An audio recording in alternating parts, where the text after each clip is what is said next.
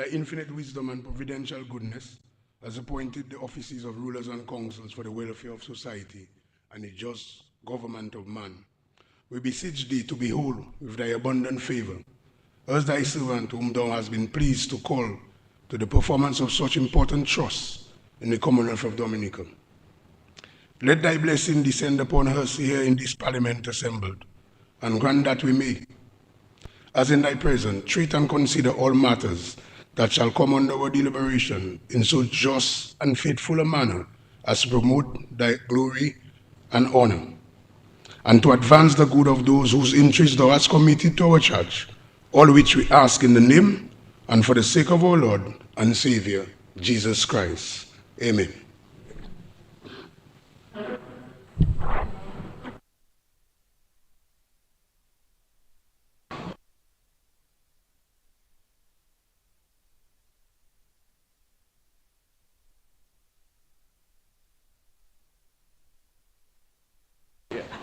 Hey, Miguel.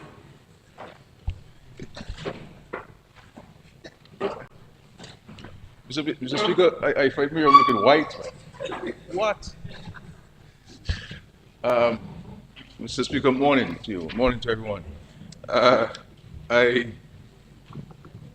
beg to move that under item 6, which is presentation of papers, to insert a new sub-item. That is the medium-term debt strategy for fiscal years 2025-2026 to 2027-2028, and annual borrowing plan for fiscal year 2025-2026 as Roman numerals 4, and the other sub-items under that item be renumbered accordingly. Seconded, Mr. Speaker. It has been moved and seconded that a new sub-item, that is medium-term debt strategy for fiscal year 2025-2026 to 2027-28, and the annual borrowing plan for fiscal year 2025-2026 as Roman numeral number 4, and the other sub-item under that item be renumbered accordingly. Those in favor? Those against? The ayes have it.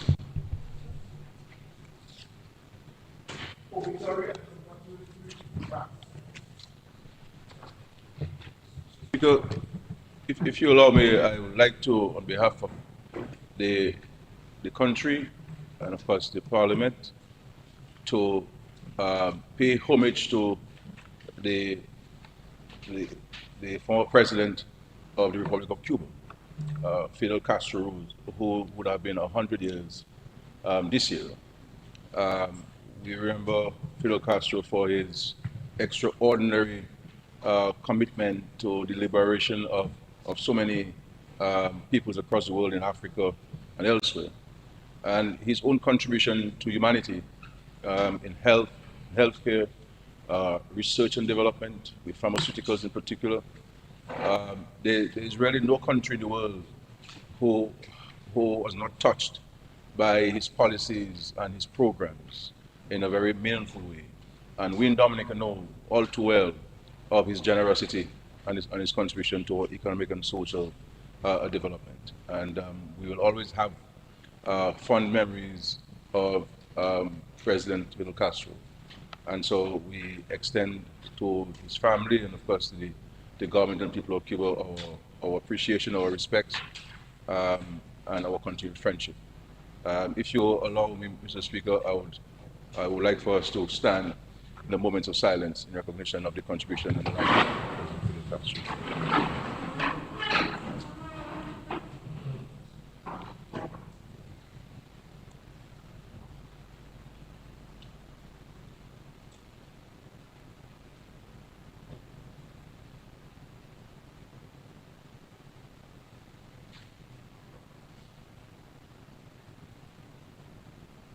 Thank you. May his soul and the soul of the faithfully departed for the mercy of God rest in eternal peace. Thank you.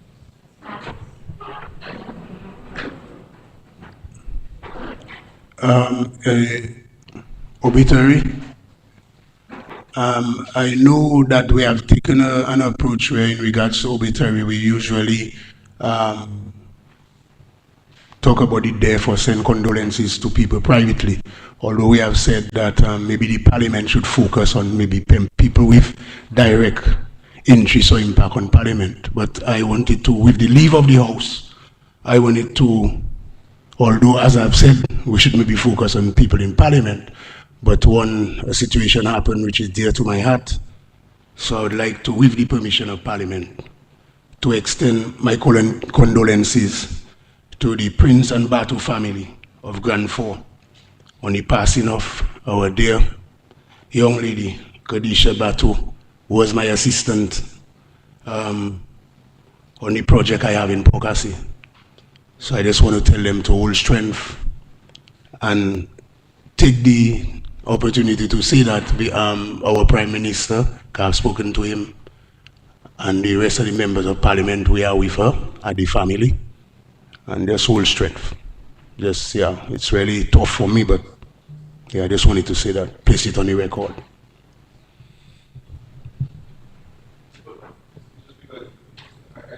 Would like to join you in extending condolences to the family and to yourself personally. I have met the young lady a few times. I know very well. So we stand in solidarity with the family and of course the entire community of Grand Fond. We shall be there with them in every way that we should. I know it's a very difficult time, so I could join. And also, as you give me the opportunity, I would like to extend my condolences to a constituent of mine, Bernardine Joseph, who died. She was a real cultural icon.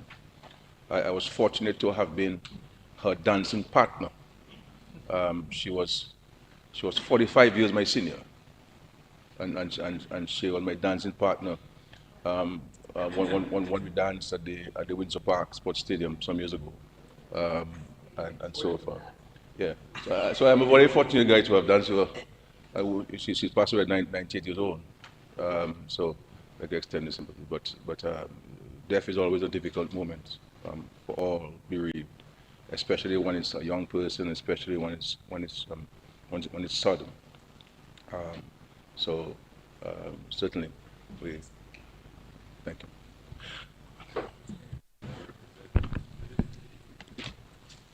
Mr. Speaker, I too want to stand to extend condolences to the two families in Granford. The community is in mourning at this time, having lost two young people 1 day apart. Two young people who have or were yet to reach their full potential. The entire community is saddened by the death of these two people. But if it's one thing with the community of Granford, I can assure you that we come together at this time, and I applaud the outpouring of condolences, support for these families. And I want to take the opportunity at this time to extend heartfelt sympathy to Mavella Roberts, Camon Charles, and the extended families, and also for Noelina and Davina Prince. Davina was the mother of the 23-year-old. And of course, for the father, Mr. Batu from La Plaine.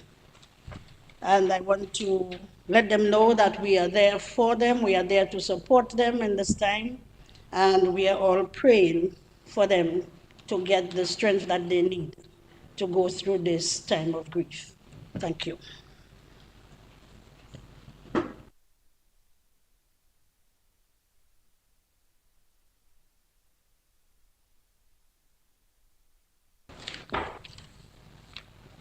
Confirmation of minutes.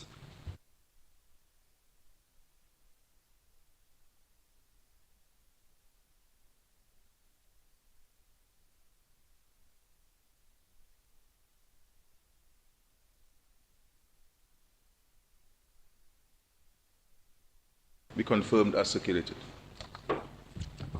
Seconded, Mr. Speaker.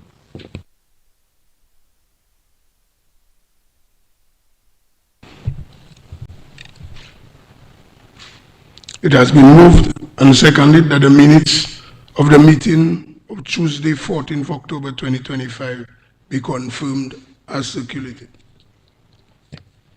Those in favor? Those against?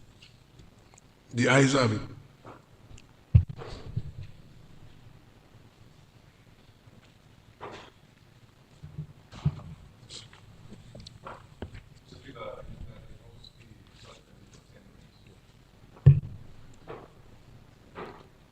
I beg to second, Mr. Speaker. It has been moved and seconded that the House be suspended for 10 minutes. Those in favor? Those against? The ayes have it. House stands suspended for 10 minutes.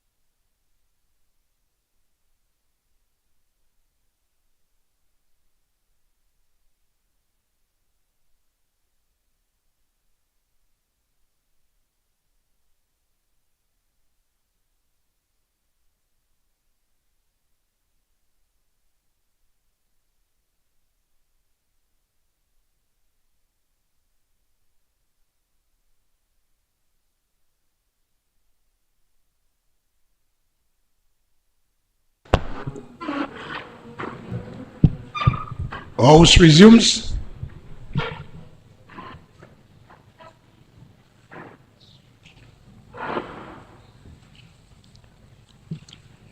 Announcements, Vice Speaker.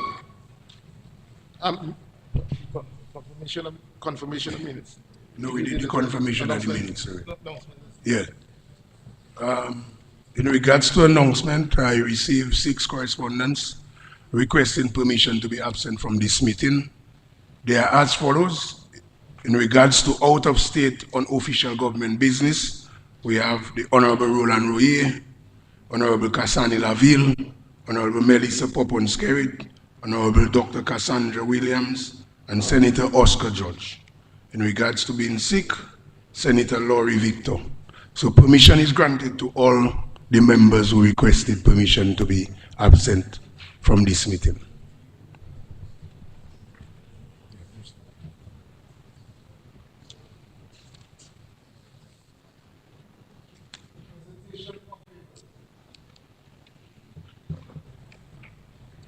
Mr. Speaker, I beg to lay the following papers on the table. 1. Schedule of supplementary appropriation for the period July 1, 2024 to June 30th, 2025. 2. Excise Tax Amendment Order 2025. Value Added Tax Schedule Amendment Order 2025. Medium-term debt strategy for fiscal year 2025-2026 to 2027-2028. An annual borrowing plan for fiscal year 2025-2026.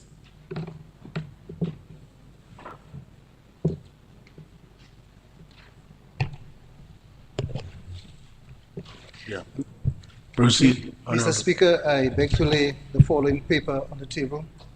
Solid Waste Management Schedule 7, Amendment Order 2025, SRO number 43/2025. Government notices.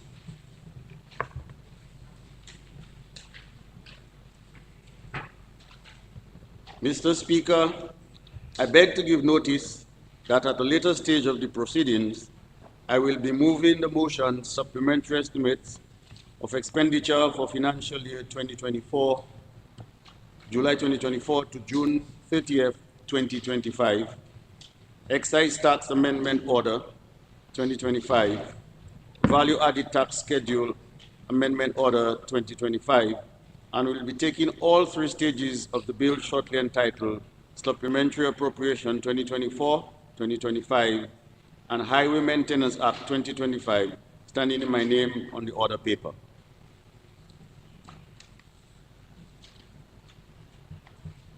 Statement by ministers. Introduction of bills. Mr. Speaker, I move that the bill shortly entitled Highway Maintenance Levy Act 2025 be read a first time.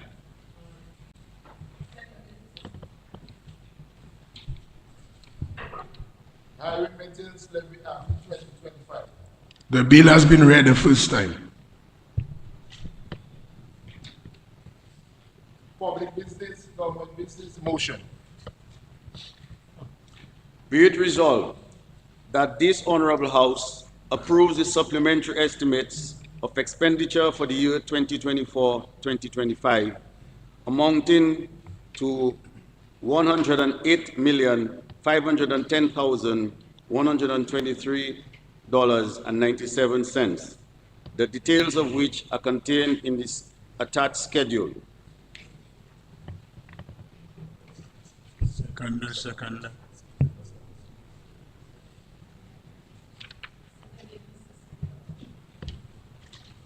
Seconded, Mr. Speaker.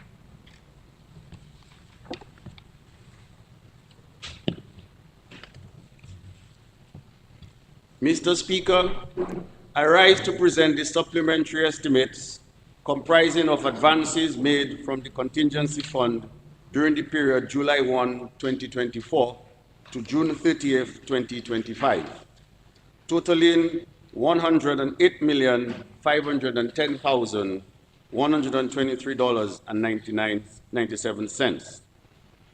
Mr. Speaker, Section 80 subsection 1 of the Constitution, as well as section 12.3 of the Finance Administration Act, chapter 6302 of the 2017 revised laws of the Commonwealth of Dominica, permit the minister with responsibility for finance to advance urgent or unforeseen expenditures not originally approved in the annual budget and subsequently seek the approval of the Honorable House for these advances by way of supplementary appropriation.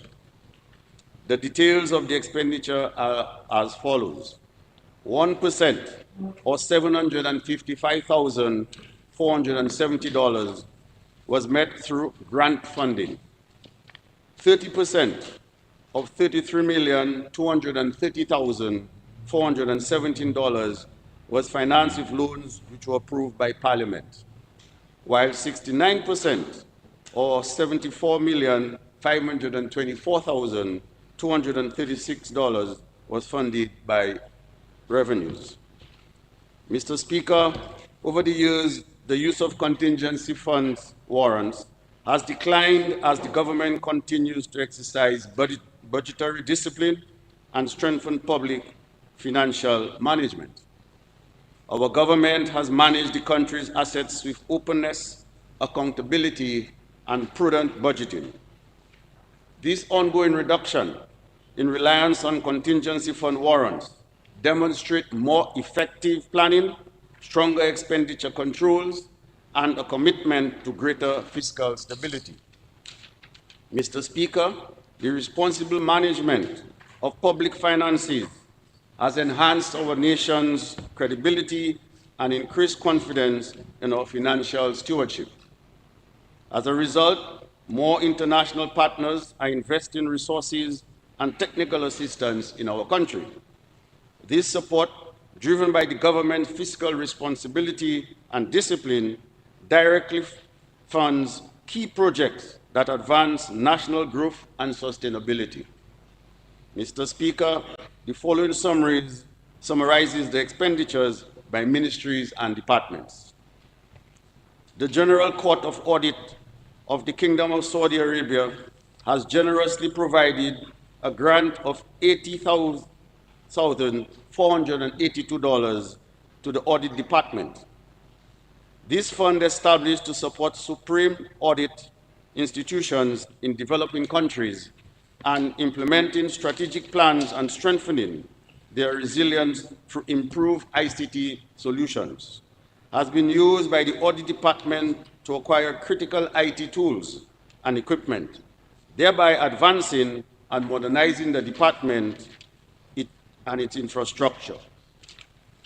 We express our sincere appreciation to this support, which is already helping to enhance the department's efficiency, strengthen oversight, and improve the quality and timeliness of our audit work to the benefit of the citizens of Dominica.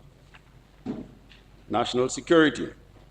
Mr. Speaker, as announced in this year's budget address, the Police Welfare Association and the Government of Dominica entered into collective bargaining agreement in March of 2025, which included an 8% salary increase for the 2024-2027 triennium through 3% salary increase for the fiscal year 2024 to 2025, a 2% for 2025 to 2026, and 3% for 2026 to 2027. Therefore, a sum of $1,727,170 was allocated to the Ministry of National Security and Legal Affairs to fund the salary adjustments and retroactive payments to 541 police officers for the 3% salary increase for fiscal year 2024-2025. The allocation also helped cover some of the increments and adjustments to allowances based on the agreement. Note, Mr. Speaker, that in addition to the 3%, the 2% salary increase that was promised to the police in respect of fiscal year 2025 to 2026 was also implemented on July 1, 2025. But the contingency fund was not used as these amounts allocated in this year's expenditure estimates.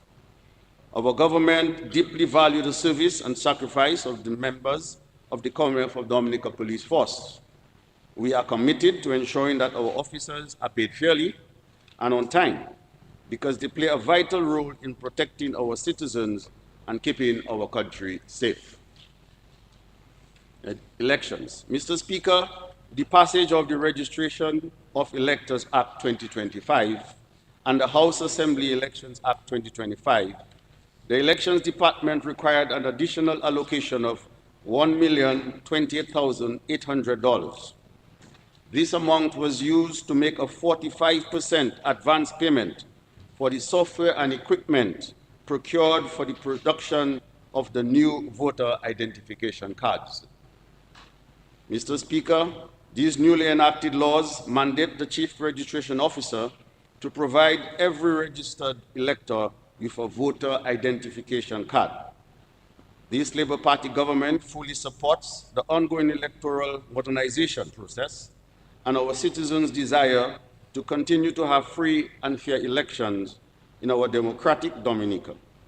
We therefore remind every Dominican of the importance of voting and strongly encourage all eligible citizens to participate in the voter confirmation process. Education. Mr. Speaker, government remains committed to preparing our citizens for the productive lives in a complex world. We continue to support this mission through significant investments in student development and infrastructure. For the 2024-2025 fiscal year, an additional $28,613,211 was allocated to advance the construction of the Dominica Grammar School.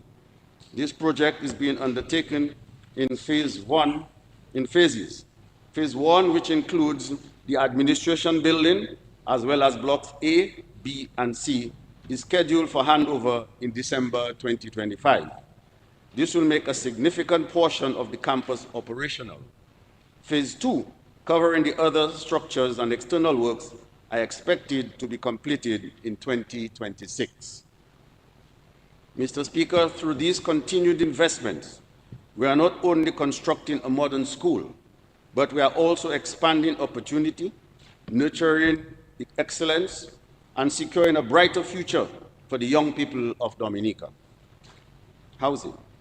Mr. Speaker, as the government pursues its goal to make Dominica the first climate-resilient nation, a key priority is building a modern, diverse, and resilient housing infrastructure, along with an appropriate data system for the housing sector. In support of the latter goal, the government has received a grant of $674,989 from Build Change, a global leader in resilient housing. This will support the data and systems for resilient housing program in Dominica. The main objective of this project are to collect data to establish a statistically robust baseline on existing housing conditions, measure the success of improvement programs, develop practical guidance for strengthening homes for homeowners and builders, and design government-led initiatives to reduce the vulnerability of homes to natural hazards, including those intensified by climate change. Government expresses its sincere appreciation to Build Change for supporting improvement to our housing infrastructure and better protection for our people. Mr. Speaker, for the fiscal year 2024-2025, this caring and compassionate government provided an additional $28,045,055 to the Modern Resilient Housing Development Program. This supplementary allocation has enabled us to continue providing safe, stable, and dignified living conditions to our most vulnerable citizens. Mr. Speaker, we remain firm on the path for providing affordable, modern, and climate-resilient homes for Dominicans in need. Only last week, 22 families received keys to new climate-resilient homes in Bellevue-Chopin under the Modern Resilient Housing Development Program. And a further 69 families benefited under the Housing Recovery Program. Mr. Speaker, we understand that home ownership is not just about having a house. It is about restoring dignity, strengthening families, and creating a foundation for both short-term and long-term financial security. This government will therefore stay focused on expanding access to resilient housing, ensuring that more Dominican families can enjoy the peace of mind, stability, and pride that comes with owning their own home. Environment. Mr. Speaker, the National Employment Program was established to provide targeted training and job placement and opportunities to our citizens, particularly our young people. Its main objective is to reduce the national unemployment rate to creating a practical bridge from the classroom to the workplace.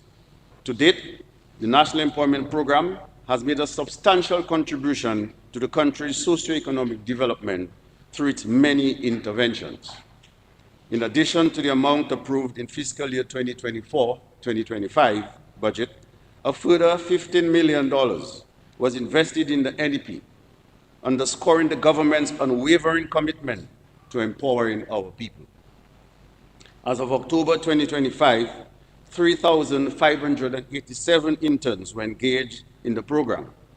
This represents a continuous economic stimulus as the NEP's stipends flow directly into local communities, supporting consumption, small business, and family livelihoods. Between June 2024 and July 2025, a total of 291 interns graduated from the NEP, many of whom were able to secure permanent employment using the skills and experiences they gained through the program's internship component. This is a clear evidence that the NEP has become and continues to be an essential professional launching pad, helping to build resumes, confidence, and professional networks for our people. Mr. Speaker, I must confess that the National Employment Program has been and remains a true pillar of support for Dominica and its people, and this government is determined to further strengthen the program by providing other avenues for interns to upgrade their skills and achieve more for themselves and their families. Culture, youth, and community development. Mr. Speaker, an amount of $110,000 was required as a supplementary budgetary allocation to the Ministry of Culture, Youth and Sports and Community Development in order to offset a shortfall in personal emoluments for the 2024-2025 financial year. Public Works, Public Utilities, Digital Economy. Following the approval by Parliament of the additional loan from the World Bank for the Disaster Vulnerability Reduction Project, East Coast Road Project, that's from Boadiab to Hatton Garden via the Kalinago territory, contingency funds in the amount of $22,042,529 was allocated to the Ministry of Public Works to settle amounts in respect of that project. Mr. Speaker, I am pleased to report to this Honorable House that Lot 1 has been fully completed and a taking over certificate has been issued. Lot 2 is approximately 99% complete. The Castle Bruce and Richmond bridges have been completed, while work on the Pegua Bridge is ongoing. Mr. Speaker, this investment is vital to improving safe and reliable access for our people across the Eastern Road network, reducing travel time, supporting commerce and tourism, and ensuring that communities are not cut off in times of heavy rain or disaster. By enhancing the critical section of road infrastructure, we are not only ensuring day-to-day connectivity, but also building greater resilience to natural hazards and protecting lives and livelihoods across the eastern part of our island. Foreign Affairs. Mr. Speaker, the commissioning process of the 10-megawatt geothermal plant will commence in December 2025, and commercial operations are expected during the first week of March 2026. This landmark project not only represents a major step towards our renewable energy agenda, but also underscores this government's commitment to reducing energy costs, strengthening energy security, and fostering economic growth for the people of Dominica. We are reminded that in addition to government's investment in geothermal power exploration and infrastructure, government is investing a first phase of high voltage resilient transmission network, which will connect the geothermal power plant and Domlec 3 hydro stations to the Fonkole distribution hub. This will ensure the transportation of our green and renewable energy supply from the Roseau Valley to the facility from which it will be distributed to consumers. Mr. Speaker, to support this venture, additional loan funds amounting to $1,187,888 were drawn from the World Bank loan for the transmission network, which was approved by Parliament. This project is expected to be completed in time for the commercial operations of the geothermal power plant. In summary, Mr. Speaker, all of the funds which were advanced were critical to the ongoing development programs of the government and the well-being of the Dominican. Many of the projects advanced faster than anticipated and would be more costly and not prudent to stop and wait for funds in the new fiscal year. In other instances, there were unforeseen additions to their scope. Hence, the reason for these expenditures. We therefore encourage all the members of the House to support the bill. I now commend for approval to the House the supplementary estimates and supplementary appropriation bill in the amount of $108,510,123.97. I thank you, Mr. Speaker. The motion is now before the House for debate. Yes, Honorable Prime Minister. You may Speaker, proceed. thank you very much.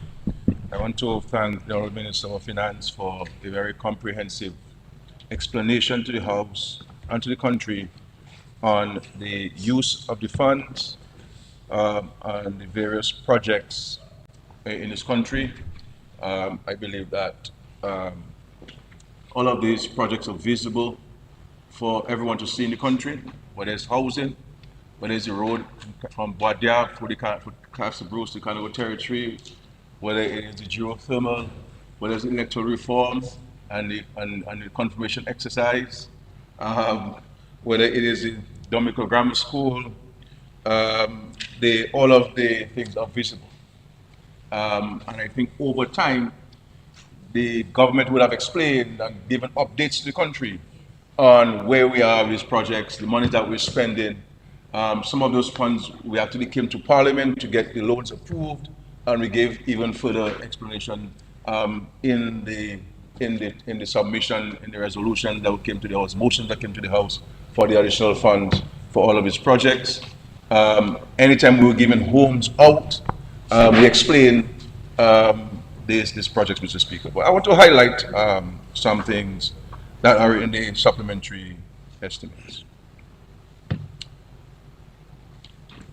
The road from Boadia to Castle Bruce, and then from Castle Bruce to Pigua through the Canoga territory is an extremely important piece of infrastructure. As a matter of fact, there's a Chinese saying that if you want to get rich, you build a road first. But for us, that is a very expensive venture. Building roads in Dominica, building infrastructure in Dominica is a very expensive venture.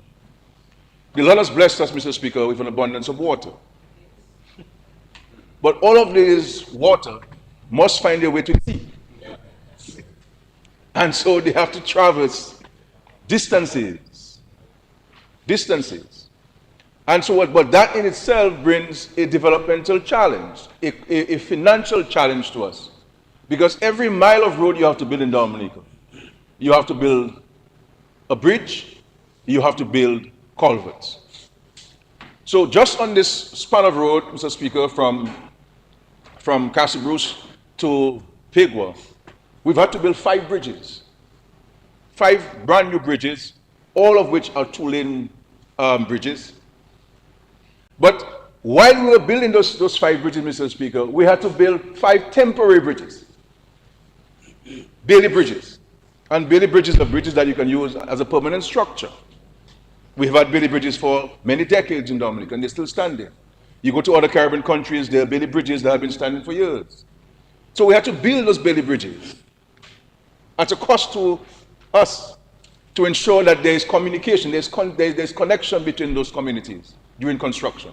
That you don't have people going to a river and then go back up to get there, or close the road indefinitely until the road is completed. So we had to do those things.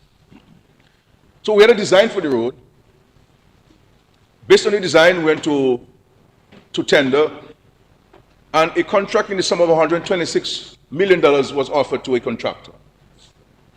Work started and was advanced, and in 2022, November 2022, a trough system came and affected the east coast of Dominica. And that pointed out to us a number of areas where we need to redesign to address the observations made by the trough. And as a result, that helped increase the cost of the project. And just on this road, Mr. Speaker, just to give the country an appreciation of the challenge, because some people don't appreciate the challenge that this government has to confront when we build infrastructure.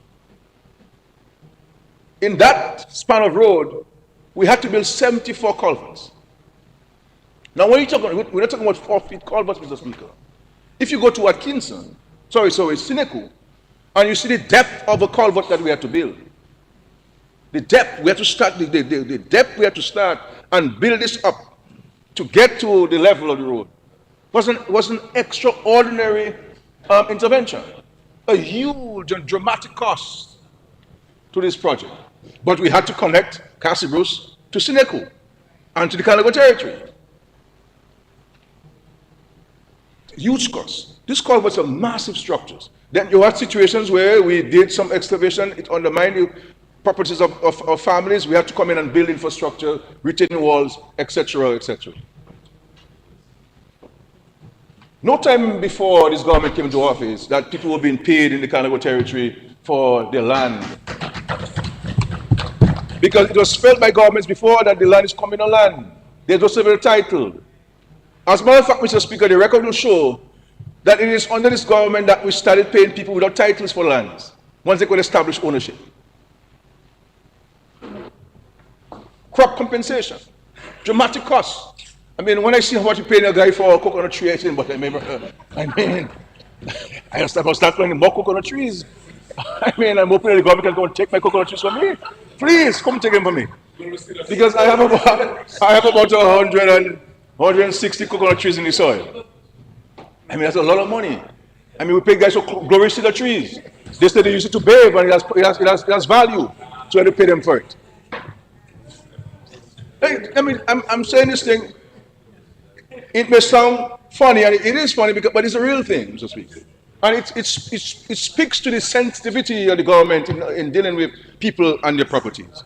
So in this road, Mr. Speaker, 5 bridges, permanent bridges, 2-lane bridges, and we had to build 5 temporary bridges. And I can tell you, as a person who is largely responsible for raising funds for this country's development, I speak about those things privately and to people all the time. The sheer stress and the sheer demand that the terrain of Dominica places on us in respect to construction. So we had to, as a result of all of those changes, all of those considerations, all of those observations, the project went from 126 million to 226 million. And all of us in this country can appreciate what we could do for $100 million. And so people sometimes want everything at the same time. But I'm not aware if any family can do everything for their family at the same time. So $226 million. Sometimes I joke with the power reps for the area, and I say, well, I could give everybody in this area $400,000 and let's move everybody. But the point is that investment, Mr. Speaker, into those communities have enhanced their life, their opportunities dramatically.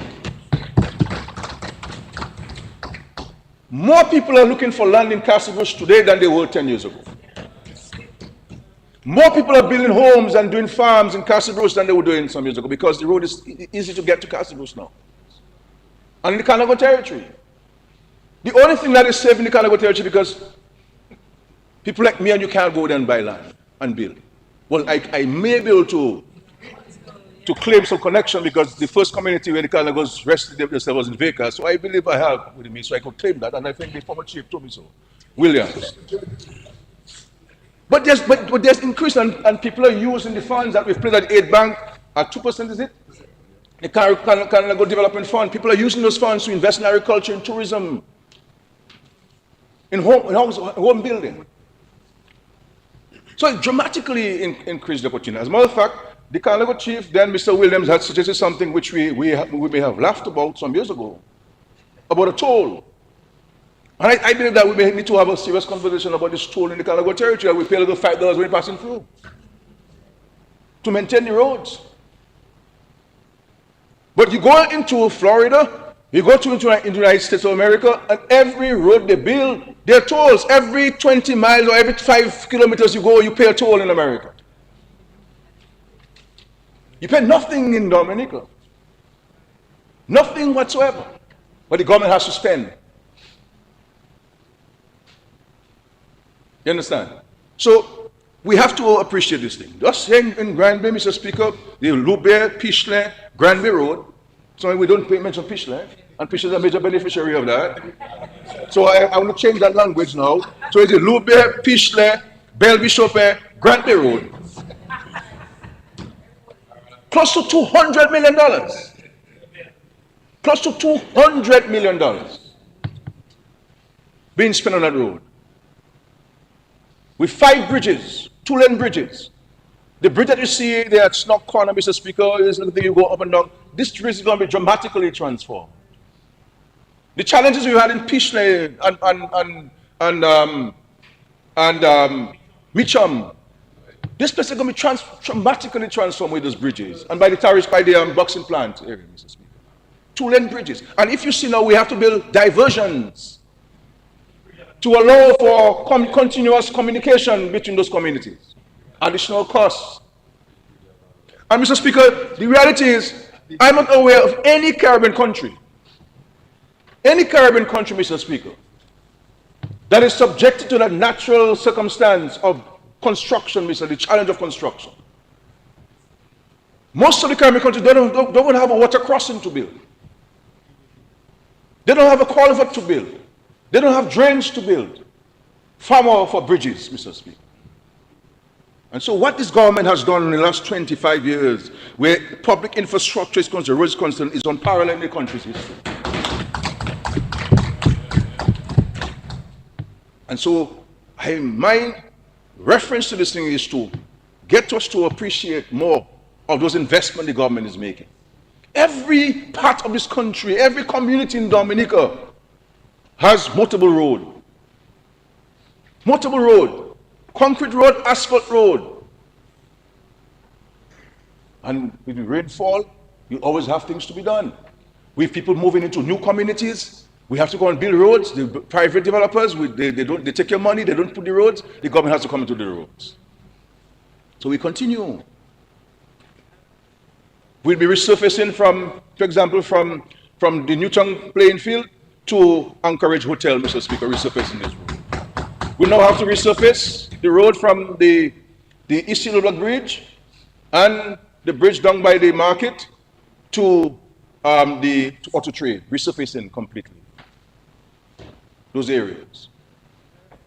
And then the next step, Mr. Speaker, hoping next year, 2026, we'll also do from Pocasset to Boadiat. And from Sultan down to the bridge at the Glow Show, the York Valley Bridge. the York Valley Bridge. Spending this money.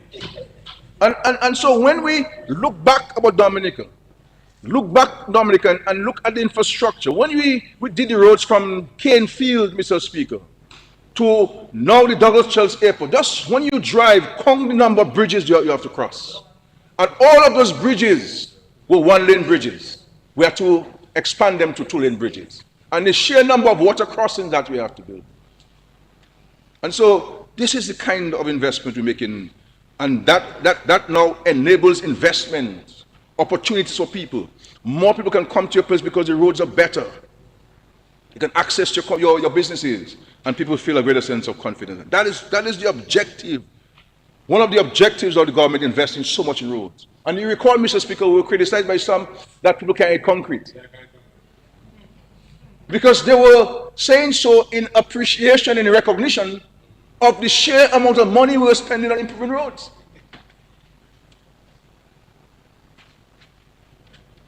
And so we understand this. And you know, even with the toilets, I appreciate the Calypsonian who wrote this song, the Scary Building Toilets.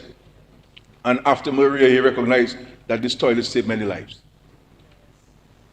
Because they're all concrete and concrete roofs. And that's why many people survived the hurricane. On housing, Mr. Speaker, this is an extraordinary expression of compassion, of love, of caring, that anybody can express to any can extend to anybody. By providing somebody with a shelter, a proper shelter, Mr. Speaker. Proper shelter, Mr. Speaker. Raising the dignity of people. Raising the sense of pride and the sense of belonging, irrespective of who you are. And whether it's money we put at the aid bank at a 3% loan or 4% loan, or money we put at the government housing board at 3% and 2%, or through direct grants to families, or by selling the land at $5 a square foot instead of $10 and $12 a square foot, that is value of it, or building homes directly in the communities. And we've sought to maintain the same level of standards, the same conditions, the same designs, the same quality of work across the country. Across the country. And we have seen the kind of transformation this has done in the lives of people. That our children can sleep comfortably. That our senior citizens can no longer wait. I listened to my friend from Fonseca, Miss Anselm, and saying, when she was expressing her gratitude to the government and unto her Lord, saying that, look, I slept in my house last night, I didn't hate the rain. But before that, I not only hate the rain, but I got wet by it. And I have known scores of Dominicans who have received homes, and I knew their lives before those homes, and I see their lives after the homes, and you can see a change in their whole body, in their whole thinking. But this comes at a cost. And these are monies that we could spend otherwise to address other issues in the country. But we have spent it on the people as direct gifts, and all of the majority of these homes are financed by the Eastern Investment Program, with the exception of his loan that we took of $40 million US from the World Bank to build homes. And so when you talk about the Citizens Investment Program, there's nowhere in the world where the citizens have benefited so dramatically from the proceeds of the CBI. That you give a Dominican a home of $450,000 at no charge to them from the Citizens Investment Program. That is a dramatic investment, a dramatic gift, transforming the lives. And so I'm happy to see that we had a $28 million by way of supplementary appropriation, because we do not want to wait for, as the Minister of Finance is saying, for the next financial year to spend the money. Let us, as the money comes, let's spend it and build for the people, and properly account to the Parliament for it, as provided for in the Constitution and the Finance Administration Act. That's what we're doing, Mr. Speaker. And so we'll continue. There's still many people who are still waiting for the government support. And the reality is, the history will show us that no government ever spend those kinds of monies on housing. And I understand why, Mr. Speaker, because housing is not a responsibility of a government. A government has 4 fundamental responsibilities. Basic education, that is why prior to this government, when you got to age 16 and you falter in school, they send you out. Basic health care, you go to the health center, a nurse dress your sore, that's it. There's no sending you overseas for $250,000 to seek medical intervention. There's no free tests and free hospital care at the hospital, because that is tertiary, that is secondary care. It's when you go to a hospital, to a health center in the village, you get care for free. That's what government responsibility is. Basic infrastructure. This is why, Mr. Speaker, when David Eugene Charles of the Freedom Party built the road from Pocasset to Melvin Hall, they narrowed the road and they kept the 1 single lane bridges. That is why you look at the road from Portsmouth to Hatton Garden, they're all single lane bridges that were built in the late 80s. Because basic infrastructure is to get to across the river. Not to comfortably get you across the river, to get you across the river. And that's what happened. That's what happened. That is why when we're going to do the roads, and of course the Chinese technical team are arriving here on Friday to look at this airport, this road from Portsmouth to Hatton Garden for us, you're talking about 26 bridges must be built. And 476 culverts must be constructed. Plus widening, plus slope stabilization, plus retaining wall structures. It's a massive project. That project is going to cost us easily over $500 million. Easily over $500 million as a grant from the Chinese government. So we have to understand this thing when we talk about infrastructure. So housing, so 4 basic responsibilities. Of course, national security. That's it. This government has extended itself because of the Labour Party's founding principles of all shall it, and ensuring that we raise people up. There's no glass ceiling. This is why this government is not opposed to the private sector making money. Because we want them to make money. We want everybody to make money. But we must always remember too that those at the bottom must be brought up. And that is what we're doing with the dignity of people. Are we weary? No. Because it is within us. And when the movement, the motivation is intrinsic, you can't get weary. You only get weary when the motivation is extrinsic. So we continue to press on and building homes for so many people. So many homes are under construction. The geothermal project, Mr. Speaker.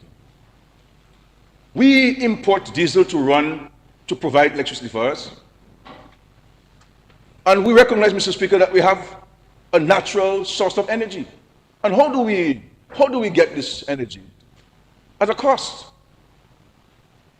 Just to allow for the equipment, for the trucks to take the equipment to Loader, we had to spend over $8 million widening the road, the corners. Just for that. I wish I could have taken I wish a little rubber band, Mr. Speaker, I go stretch it, and when the trucks pass, just let it back. But no, we had to spend over $8 million just to widen the corners to allow the equipment to get there. There's no other island had to do that.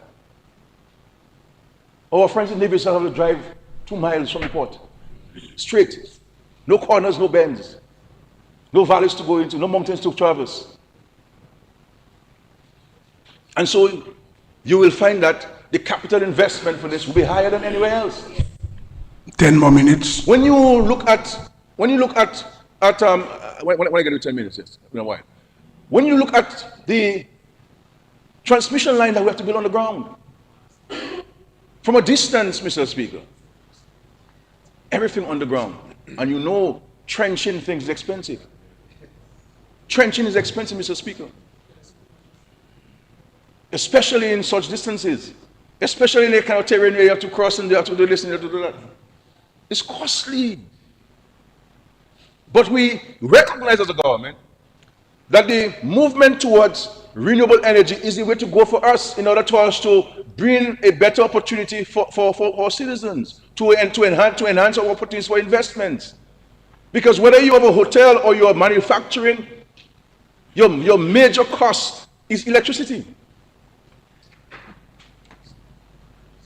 And so it's not a movement that will end with a 10 megawatt, but a movement that has started towards the march towards full renewable energy, Mr. Speaker. It's a movement we started. And I think eventually we will get to the full potential by 2030 of having renewable energy, covering 100% of our energy supply in London. That's what it is. So I would want to wish that we as citizens will welcome that opportunity. Because unless you don't get rid of the diesel completely, you will still have a challenge. But we must look at the government's intentions. We must look at the objectives of those investments and to see whether those things are materializing itself. This is why, Mr. Speaker, when we brought in night landing at Douglas Charles, when we improved the infrastructure, this is why when we invested in hotel construction, this is when we provided monies at Aid Bank so that those existing hotels could go to the Aid Bank and get loans at 2% to improve their existing hotel plans. We said to the citizens of this country that it is those things, when they all put together and they come together, that is going to take us to the next level of economic development and prosperity. So when you have a 48% increase, Mr. Speaker, of tourist arrivals this year as compared to last year, that we're on the move. The fact that United Airlines has increased as, first of all, coming to Dominica, yes, and having come to Dominica now saying that we need 2 flights a week is a sign that there is demand. That there is demand. And that the fact that American came and they're now coming twice on a Saturday and they're going to come every day, twice every day, Mr. Speaker, that there is demand. People are coming to Dominica. And these results are, this benefits as a result of the carefully implemented policies and programs of this government, Mr. Speaker. This is why I'm saying to this country, to allow this thing to work. You've seen it manifesting itself. And so some youngsters were speaking to me during the Creole Festival. And they said to me, scared, but that's how we want Dominica to be. Lots of people, man. I say, my brother, it's a movement. It's coming. And what's gonna take us to the mountain top, Mr. Speaker, is this international airport when it's completed. Because truth be told, Mr. Speaker, and other countries don't have anything above us in terms of natural beauty and other things and attractions and so on, except the international airport. And see what Douglas Charles is bringing with all its limitations. And of course, United told us that they could come, but they'll only come if we extend the runway. So while we build an international airport, sent to Paris, we had to spend over $40 million extending the runway. And so these are the real challenges that we have to confront. And you can know what you can do on the $43 million. Do the extension. They say, Americans say, we need the grooving of the airport so that we eliminate the abutment of flights, Mr. Smith. The abutment of flights. We have to do the stuff for about $4 or $5 million, Mr. Smith. Just to groove the runway, just to take a machine and just groove the runway. I mean, I had to ask somebody, can we take a cold cheese and do that ourselves? I mean, save us some money. But they came. Once we did the investments, they came. And American will tell you that their cancellation, their abutment of flights has dramatically reduced, eliminated. That they're landing under extreme rain conditions. But we have to do those investments. So if you do not have a house yet, if we haven't come to fix the road in a community yet, it is because of those kinds of things we're doing that will help sustain us, that will help bring the kind of investments in the country, the kind of revenues in the country, that will help us do all of those things that need to be done in the country. Because the reality is, Mr. Speaker, there is no way you can tax the citizens of Dominica anymore. As a matter of fact, in the next couple of years, we will see how we can even relieve the people of Dominica, the working people of Dominica, to reduce the burden of the income tax on them. So they can pay less income tax and have more money in their pocket. But those things can only come when we see the kind of further investments we're making start manifesting themselves, the kind of returns that will come, the kind of job creation. Because during Creole Festival, Mr. Speaker, you can't find no rental. And you know what the rental is telling you? And they tell me that as a Prime Minister for almost a year, you know. They must, we can't rent a rental no less than 7 days during festival. You must take a rental for 7 days minimum, you know, man. Because there's demand. Every guest house, people renting their own home, people renting a room in their home. People with food and drinks make money.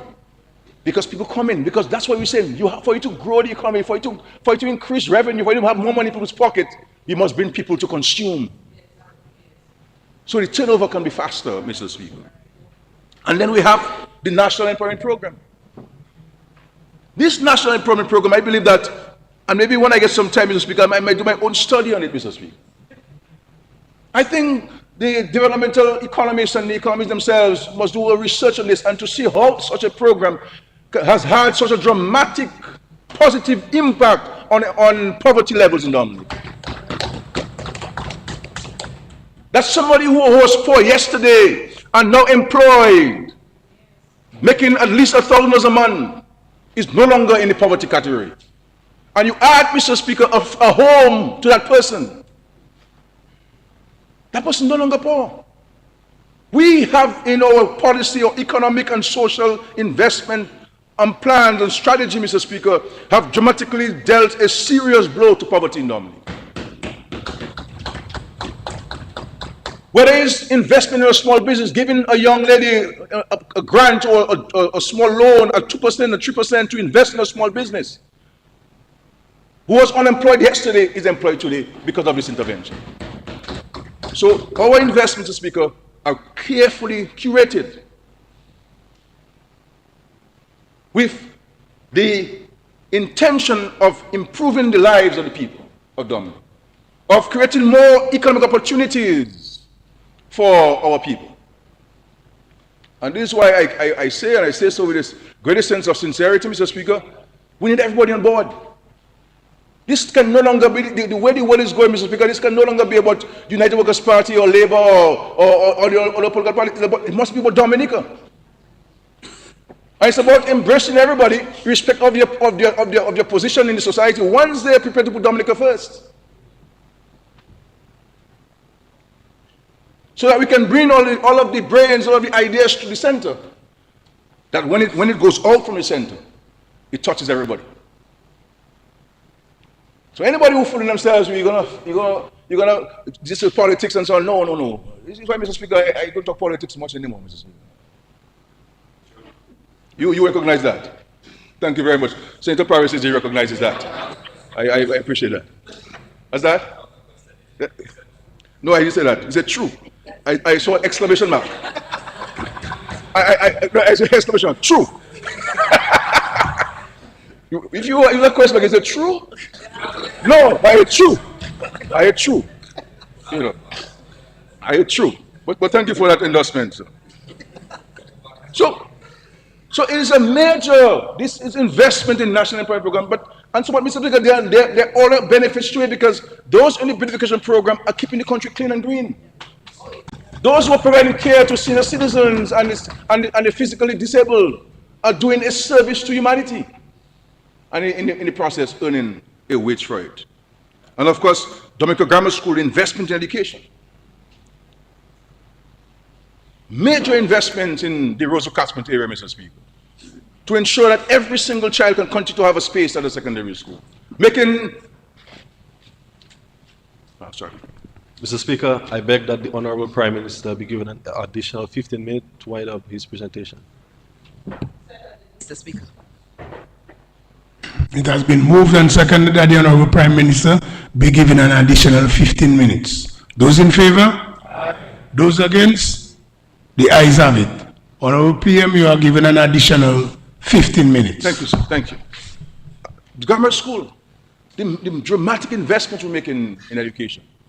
But not only are we investing in the grammar school, we're also building some 6 additional schools with the generous gift of the Chinese government. Dramatically. As a matter of fact, Mr. Speaker, the Guru Secondary School will be turned into a center of excellence for technical vocational education. And the Tibo Primary School will be turned into a center of excellence or a center for people with physical disabilities, special needs people, Mr. Speaker, ensuring that every child, irrespective of who the child is, can have access to it. And I want to say publicly that the Tibo Primary School, that I have taken a decision and the support of the cabinet, that school will be named in honor of Vernice Bellon.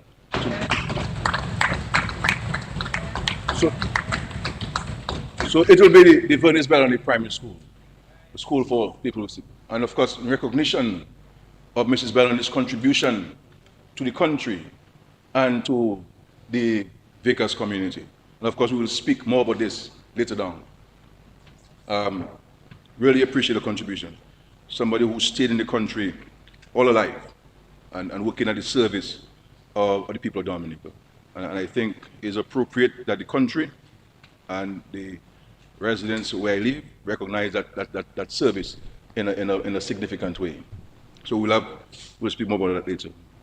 And finally, Mr. Speaker, in respect to electoral reform, we came to Parliament, we passed the laws, we came to Parliament, we approved the resources for the Commission, so the Commission, and nobody can say that the Commission has no money to do things, providing them with law, providing resources. It is for the Commission, Mr. Speaker, as per the Constitution and the laws that have been passed, to effect electoral reform. And my urging to all of us in this country who are on the register of electors now to avail ourselves to the opportunity. We may have issues with the process or what is required and so forth.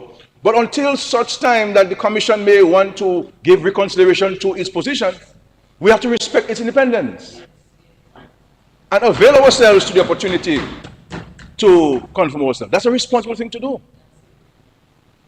And so, but there must also be standards set so that we do not have a situation where the same criticism that were given back then, that you have the same criticism today. And so we have to avail ourselves. I have a problem with the form, Mr. Speaker. I've said so publicly. I told them so when I'm going to confirm. That you ask me questions you shouldn't ask me. But for me to get confirmed, I had to fill it. I had to provide information. So I protested, yes, Mr. Speaker, but I went on to respect the authority of the Electoral Commission. And I believe too, maybe, Mr. Speaker, that's a discussion the country need to have. Delbert Paris and myself met with the Attorney General some time ago. We discussed this matter. The AG is looking at to see his engagement with the Commission as the Attorney General, not as a government cabinet person, but as the Attorney General, to see engagement with the Commission, to see what kind of movement the Electoral Commission can have in that. But I cannot instruct them. I respond to them like every other citizen. You understand? But no one can be denied the opportunity to confirm if they follow the rules. And we have to follow the rules. So while we are protesting, Mr. Speaker, we must avail ourselves to the process until such time that the Commission may want to change its position and its back. So that's my urging to us, that avail ourselves to the process, let us get confirmed, let us ensure, as the Minister of Finance says, that we can continue to have free and fair elections, that we get rid of the quote-unquote bloated voters list, that we can get rid of all the dead people, that if you're overseas and you're on the voters list and you don't come to Dominica to confirm, that your name will be removed. And so we'll have a register of electors that I'm hoping at the end of it, when it comes to October 14th, that everybody will be satisfied with. And the only people who are there are the living, not the dead, just the living. Just the living. Just the living. You understand what I'm saying? But All I will say, Mr. Speaker, to political parties and those in leadership positions who are advocating that it is your responsibility as a party to mobilize your people. It is your responsibility. But this comes with hard work, it comes with discipline, it comes to a commitment. You have to want to work hard. You have to provide leadership to your people, guidance. And I think if I were to be asked for advice, that's what you should be focusing on. Ensuring that your members, your supporters have the IDs, that they got a witness to go with them. Mobilizing them. There's nothing wrong in if you meet a person coming to vote, to register, you give them a right to go and confirm from your hotspot. What's wrong with that? So this is where I believe, and if you ask me, whether the leadership they have the ability to mount that kind of, I don't believe so, because if you don't have the discipline, listen, I don't know where leaders get this thing built that live on Facebook is just what you need, you know. I mean, if live on Facebook was solving problems and everybody, the world would have no problems, you know. Or was posting a picture or something on Facebook or on Instagram and TikTok and so on. If this thing were making life better for people, my brother, I would want to be live every single minute, because the amount of responsibility that we have, if I can be released of all this by going on TikTok and live, it's fine. But we have to go and get people confirmed. You understand? So that we can ensure that we maintain the democracy of our country, Mr. Speaker. And so I want to say, Mr. Speaker, finally, that's money well spent. It is part of the continued implementation of the implementation of the strategies, the goals, the programs, the projects, the policies that will achieve this dynamic Dominica that we speak about, Mr. Speaker. Where life will be better for all of us in Dominica, where all of us can live with dignity in our country. That while we may not be able to get rid of poverty entirely, but we will slash it dramatically, Mr. Speaker. That if you're in the private sector, you believe that when you invest, you can make a return on your investment. That there's a facilitation. That there are the opportunities. You recall, Mr. Speaker, finally, when we invested in Liat, I was criticized for it. And now everybody in the Caribbean asking for Liat. And I told us back then when we were criticized for investing in Liat and becoming a shareholder, that when Liat goes, we will all be asking for it to come back. Because we knew that if Liat did not come into our country for one day, we would be dramatically impacted. We thank God, Mr. Speaker, that we have Caribbean Airlines, that we have Win Air, that we have Sunshine, that we have Sunrise, that we have, well, they're ready giving us some sunshine too, so Sunrise ready giving us some sunshine, Mr. Speaker. And we have Contour, providing the travel within the region. And of course, Inter-Caribbean, indomitable Inter-Caribbean, Mr. Speaker, you know, the great service to us, we thank them for that. That sometimes they have 2 or 3 planes grounded in Dominica to have early flights out of Dominica. That Contour is spending the night here so that you can get an 8 a.m. flight out to get better connections in international markets, Mr. Speaker. All of these things were carefully negotiated to ensure that we give great opportunity to our citizens and those coming into our country. And so we have to continue. We have to continue. And we continue to do those investments, whether it's in agriculture, in small business development, whether it is in tourism, agro-processing, you name it, Mr. Speaker. The government's tentacles is in every one of those things, ensuring that we can give a greater opportunity for our country. Are we on the right track? I say yes, Mr. Speaker, the greatest sense of humility. And one can only appreciate, Mr. Speaker, that if we're not impacted over the last 12 years with so many external shocks and natural disasters, and the sheer amount of monies that we had to spend to replace damaged and lost infrastructure, damaged and lost homes, what we could have done with that money, Mr. Speaker, and where would have been. And we're building an airport, and by God's grace, the airport will be completed, and this will be the only country in the world, to our research, that will be the only country in the world, Mr. Speaker, who would have built such a massive infrastructural project and not owing the bank $1. Not placing a burden on current and future generations, Mr. Speaker. Because our intention here as the current leadership of this country is that when we pass on the baton, that we will have handled the country in a better shape than when we received it, Mr. Speaker. And that's our commitment. So we are just here at the service of the people. And my hope and prayer is that we'll all recognize that the world has come in a dramatic way to be selfish, cold, and indifferent. And that you're literally on your own, paddling your own canoe. And all of us who are on this ship, we should be seeking to bail water out rather than drilling a hole in it.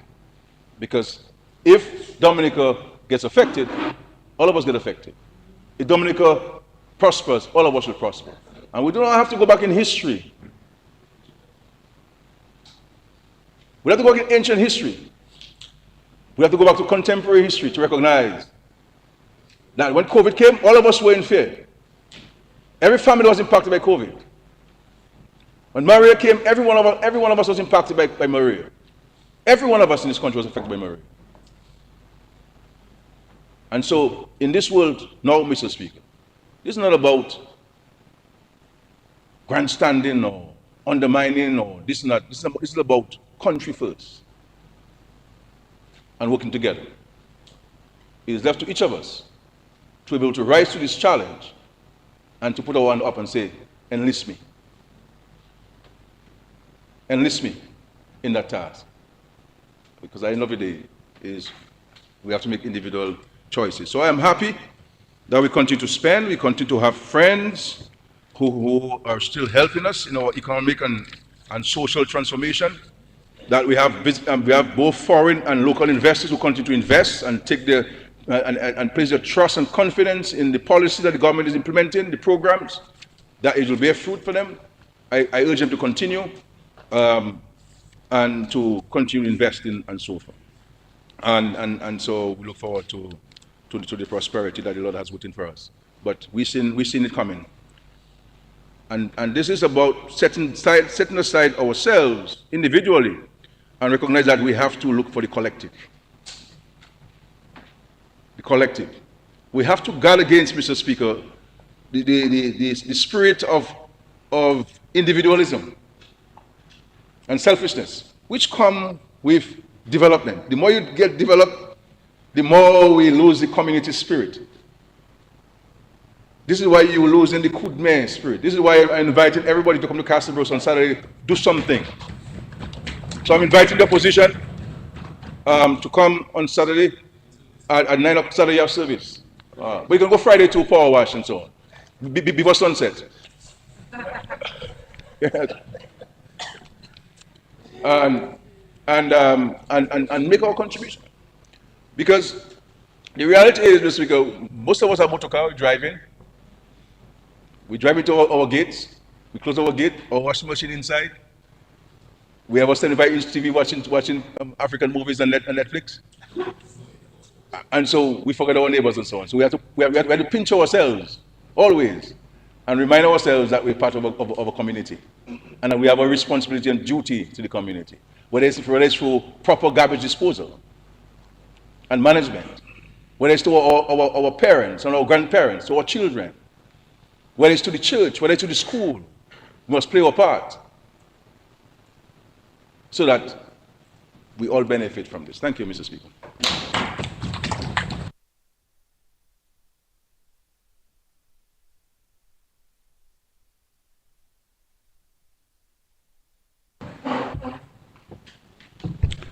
Yes, Honorable Pinard, you are recognized. You may proceed. Thank you, Mr. Speaker. Mr. Speaker, you'll allow me to read through my notes from time to time, please. Yes, permission granted. Remember, we're moving towards January, so next year we have to start practicing. Mr. Yeah. Speaker, the Speaker, when I look at this supplementary appropriations, I seen that $74 million out of the total $108 million was locally funded, Mr. Speaker. Now, Mr. Speaker, generally we have about 58% of our local revenue coming from the CBI program, Mr. Speaker. So from the $74.5 million, given that we have about 58%, we would say approximately $43 million of those local funds would generally be coming from the CBI program, Mr. Speaker. So now this is a significant part of our budget, the revenue that we receive from the CBI. And so I'm looking at this and I'm thinking, you know, what is the situation with us if we did not have the CBI at this time, Mr. Speaker? And I am taken back to June of this year when I recall Dr. Fountain, Dr. Thompson Fountain, the leader of the United Workers' Party, unveiled a 10-point pillar for his plans, he and his party's plans for Dominica, Mr. Speaker. Now, when we're looking at those plans that were unveiled, for example, some of it included increasing the minimum wage and reforming the tax system. We realize that the majority of those plans were either already well being done by this Dominican Labour Party. We're already well on the way doing those things. The minimum wage was last revised in 2021, and we had already stated our intentions to revise it again, to review it again in this year. And we are happy to announce that, as the Prime Minister said, the new minimum wages will be taking effect on the 1st of December. And thank you. And another thing he mentioned, Mr. Speaker, was the reforming of the tax system that would give easements to both individuals and business persons alike. So that would effectively lead to a reduction in our tax revenue, if I am to read him correctly, Mr. Speaker. But what again stands out after laying out all these things, I mean, those that made sense we're already doing, and the rest of it was just political fodder that, you know, playing up to his beats without any substance. But what stood out, Mr. Speaker, is that he also said that we in Dominica would have no need for a CBI program, for the CBI revenue under his administration. He said it clearly that we did not have need for the CBI, effectively confirming that if they were to get into office, Mr. Speaker, one of the first things he would likely do is get rid of the CBI program. So here you are, I mean, you're planning to increase minimum wage, you're planning to triple the NEP salaries, you're planning to do so many of those grand things, and immediately you're saying that you would get rid of 58% of our revenue sources, as we have highlighted in our recent budget. And you cannot, when asked, you cannot give any real way in which you are going to cover that lost money. You're speaking about investing in agriculture, in tourism, and so on. These are the things that this government, again, is already doing and doing very well, Mr. Speaker. We are investing significant monies in tourism, the international airport, our geothermal, sorry, not the geothermal, the cable car, our marina. All these are direct investments, Mr. Speaker, into the tourism sector. We are losing significant amount of monies from the same CBI program to fund the construction of hotels. And as we're on that, I want to just say big up to Mr. Floyd Capitolio on the recent completion of the CBI-funded hotel. But, Mr. Speaker, the fact is, here we have this guy who is aspiring to lead this country, effectively showing us that he really have no real clue as to what he's going to do and how he's going to do it in a way that can be sustainable for us in the future of Dominica. And so this just made me realize, you know, that we are in a place where we have to be so grateful that this is the government that is running this country at this time, Mr. Speaker. Mr. Speaker,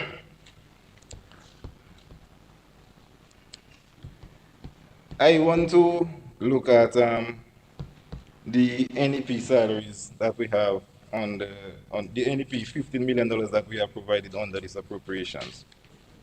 And as we speak of the NEP, I am again reminded that one of the things Dr. Thompson Fontaine said at that time was that he would transform the NEP into a skills, more or less, center, skills development center for youth. So I'm thinking exactly what does that mean? Is he implying that we, this government, not doing that type of thing for our youth? So what I decided here, Mr. Speaker, is I want to just outline some of the things that this government is presently doing for our youth. This government is the one that opened up universal education for all, way back at the beginning of this administration. This government is the government that is providing free school books, free uniforms, schools, school shoes, transportations, meals, tuition for state college. This government is the one that has taken millions of dollars to spend on universities all over the world to help educate our youth. This is the government that has established the Dominica Youth Business Trust. This is the government that has given that has made ways for full scholarships from friendly governments such as China and Cuba and Morocco. And this is the government that already uses the NEP to employ and train numerous and countless youths all over the country, including the government service, Mr. Speaker. So, besides that, this is, as we said, this is the government that is also now constructing 7 new schools, including the grammar school, as the Prime Minister just said, including the Technical Center of Excellence that is catering to developing the skills and so on of our youth.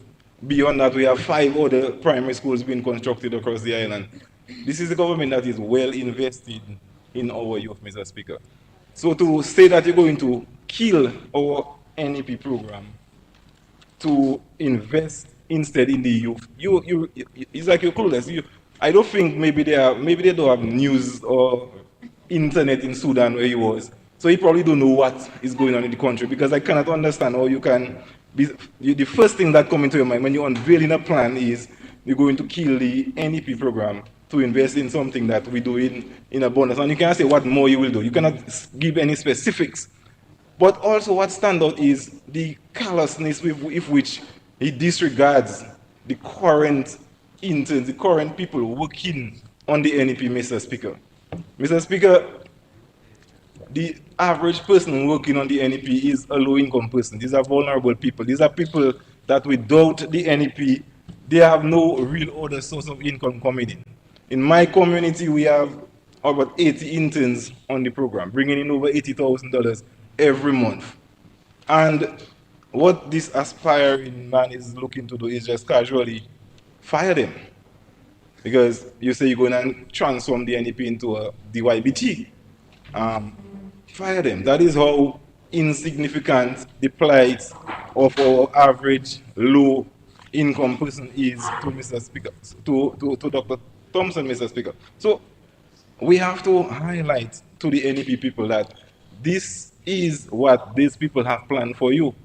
And you would be amazed, Mr. Speaker, that we have 1 or 2 people on the NEP that's supporting those people. I mean, that is, when you're talking about shooting yourself in the foot, I think we'd have to change that one to shooting yourself in the head if you have to be supporting somebody like that.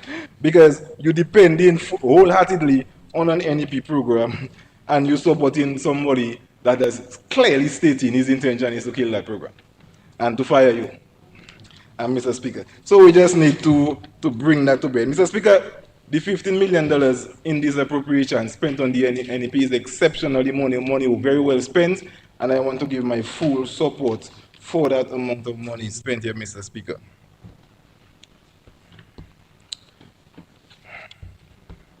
Mr. Speaker, in these appropriations, we also have almost $75,000, and another area, $28 million going towards housing. The $675,000 was to strengthen geospatial and housing resilience infrastructure, where we had a survey of over 600 homes being assessed for the valuable insight for homeowners and to provide valuable insight for homeowners and builders on strengthening and upgrading their homes. Now, Mr. Speaker, whilst many in the opposition would like us to forget the past 12 years, would like us to forget the trough Christmas trough in 2013. They would like us to forget Tropical Storm Erika in 2015, a storm that destroyed 90% of our GDP, a storm that killed people, a storm that resulted in us having to declare an entire area non-habitable, a disaster area, and we had to relocate an entire community as a result.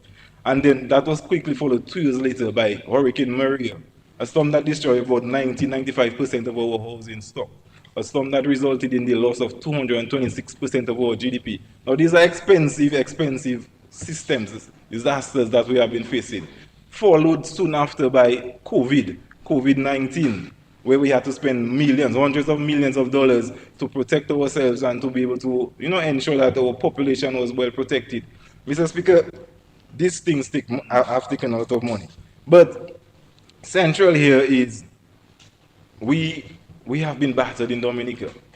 Our location, while our location is ideal and will become even more ideal after the completion of the international airport, because of our location, we equal access to north-south, and we will be an attractive location, for example, to countries from Asia and so on to come directly, and then a good hub to then move out through the Caribbean. So our location has some advantages, but the geography of our country, we have beautiful hills, we have nice valleys and rivers and lakes and so on. These are extremely big, but we are prone to disasters. We are very prone to disasters, and we have been taking a beating. So hundreds of millions of dollars on what we will call a low-income country, a developing country, has to be going to just always recovering from natural disasters. And so it was that following Hurricane Maria, our Prime Minister, that cannot be the norm. We can't just continue. We'll never get anywhere if we have to just stay with that model. And so that was when the declaration that was made that Dominica would become the first climate resilient country in the world.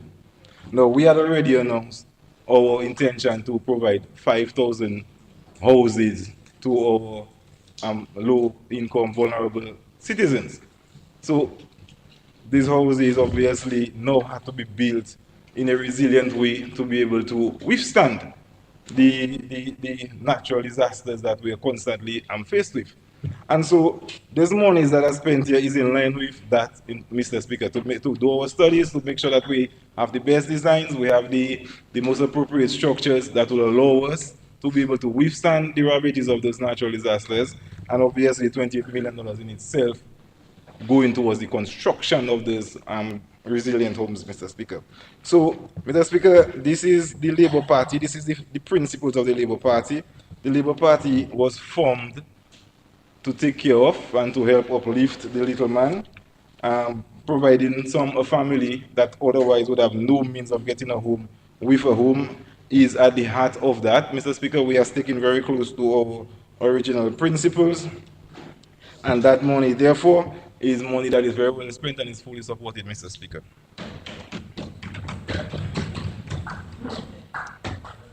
Mr. Speaker, when I'm looking at the monies that went to the East Coast Road, now the East Coast Road is approximately 27 miles, Mr. Speaker. 27 miles of road. And what we have here is the appropriations. $127 million was originally budgeted for that road, Mr. Speaker. But here we have an additional $32 million supplementary appropriation for that road, Mr. Speaker. Now, that is $159 million in total. That is a significant sum of money, Mr. Speaker. So I'm thinking, how much would that similar length road cost in one of our neighboring islands? So you're looking at Antigua as an example, Mr. Speaker. And I read somewhere that right now it will cost about $2 million to build 1 mile of road in Antigua. If this road here on the East Coast Road costs us about $160 million, that for 27 miles of road, it generally costing us about $6 million to build 1 mile. So it's three times the cost of what it would cost to build a similar length road in Antigua. So the extra money here, the $42 million here, would have been able to build 16 miles of road. That taking us to about 2/3 of the length of the entire road. Just the extra money alone would have been almost able to build the East Coast Road with just about 10 miles remaining. So that is to show you that is just to state, Mr. Speaker, how expensive it is to build roads in Dominica. whilst we have all this natural beauty that we love and it's giving us all these, great attractions and so on, it makes it exceptionally expensive to build in Dominica. And beyond the original cost of construction, we also have to spend significant more monies to maintain those roads, Mr. Speaker, because we are prone to the landslides and those different things that cause serious damage to our roads. So we have to spend a lot more to build, and we have to spend a lot more on maintenance. So, Mr. Speaker, it got me thinking. Most of us visit those our neighboring islands. And what you will realize is, despite all that, Dominica still have better roads than those other countries. So you understand?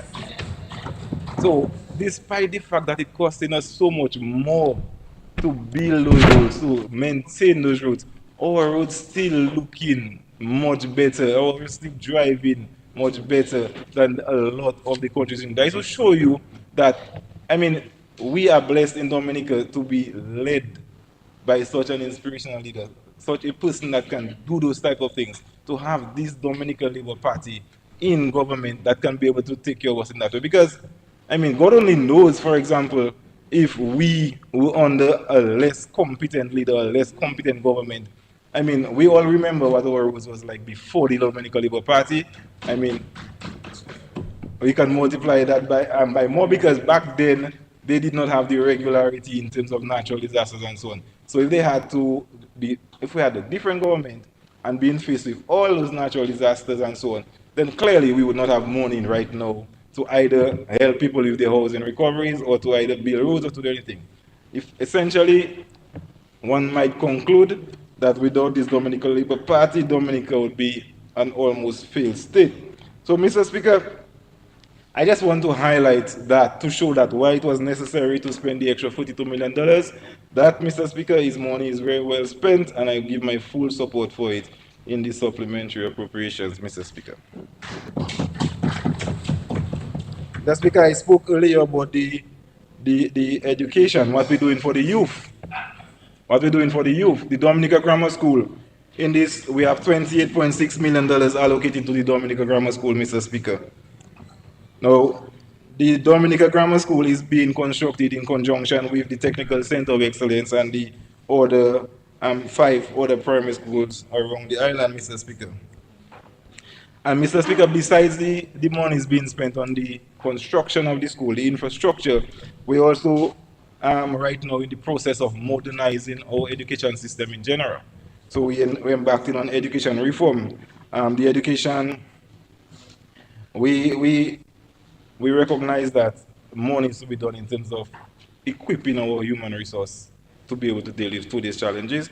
And so we are standing up to the challenge, Mr. Speaker.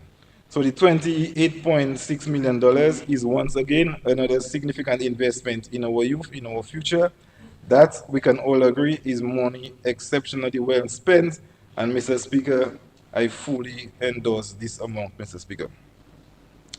Now, Mr. Speaker, as I conclude my short presentation, I just want to say that in Dominica, we are on the cusp of a new age, Mr. Speaker.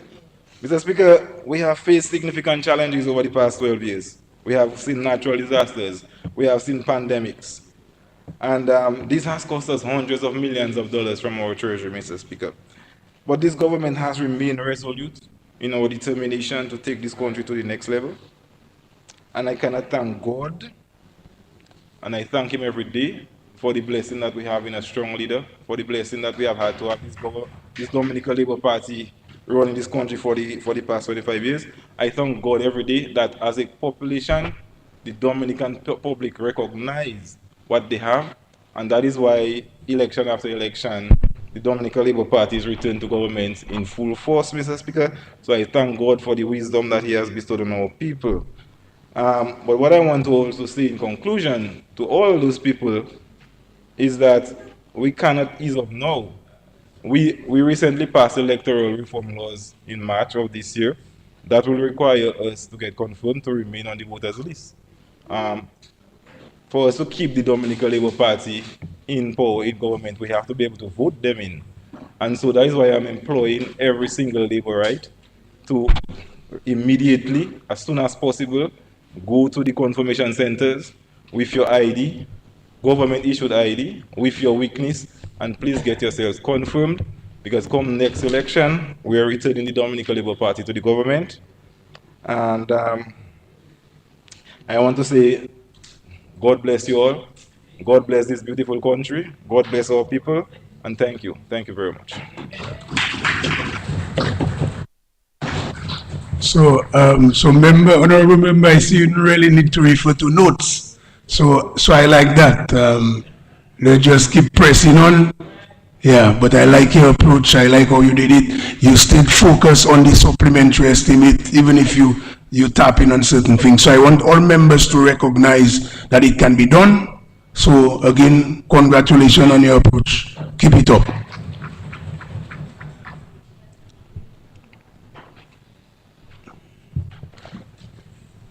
Yes, Honorable Paul, you're recognized. Thank you, Mr. Yes, I am.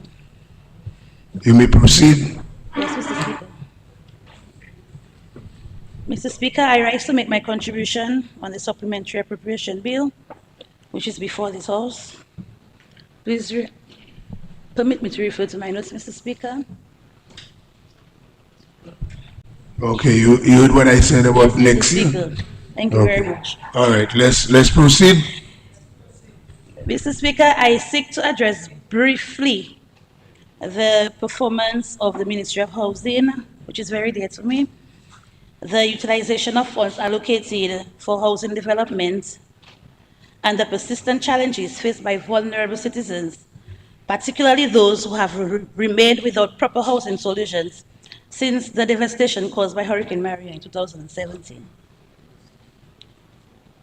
Mr. Speaker, significant sums have been allocated to the Ministry of Housing for the purpose of constructing resilient homes. These appropriations reflect on the government's stated commitment to ensuring that every Dominican family has access to safe, durable, climate-resilient housing. Mr. Speaker, may I add that I fully support the housing program. However, I have a few concerns. Government has allocated millions in capital spending to the Ministry of Housing with the stated intention of constructing new homes, as I stated a while ago, and strengthening communities.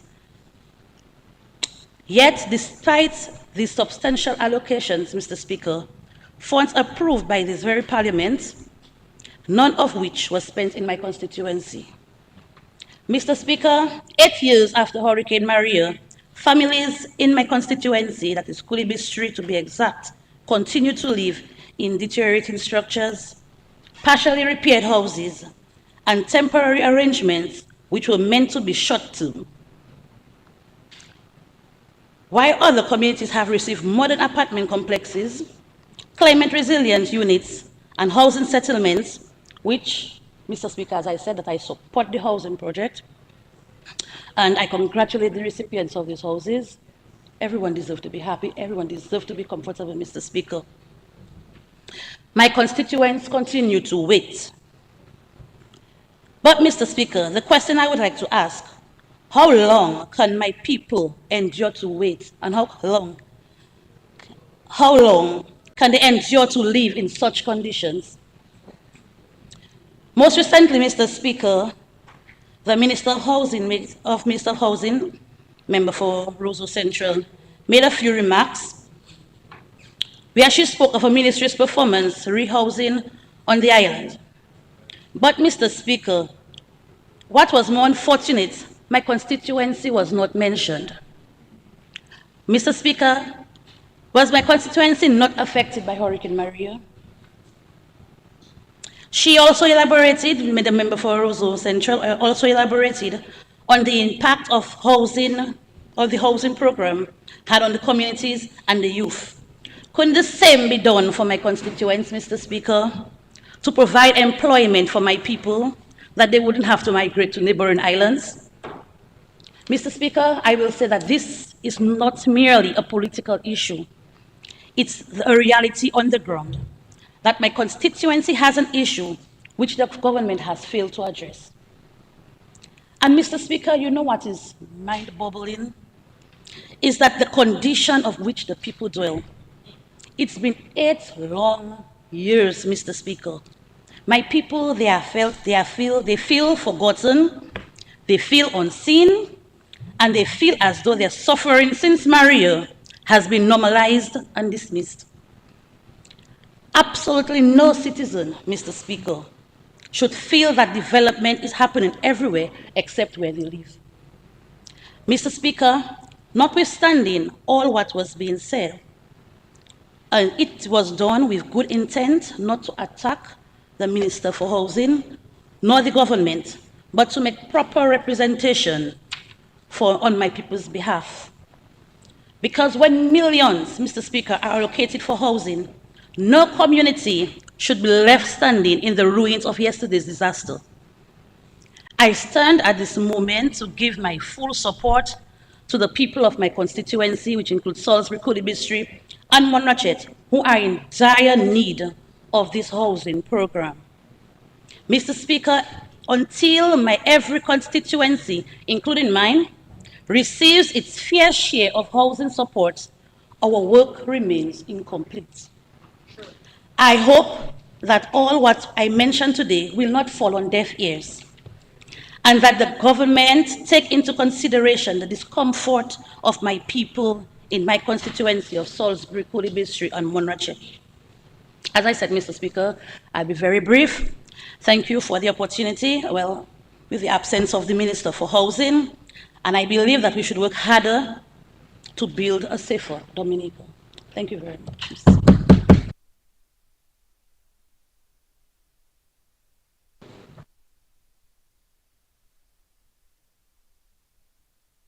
Project. Yes, Honorable Dr. Henderson, you are recognized. You may proceed. Thank you, Mr. Speaker. And Mr. Speaker, I hope you will permit me to also express my condolences to you on the loss of your staff, and also condolences to her family, friends, and the community. Mr. Speaker, I rise to make a very surgical intervention. Well, I am rising to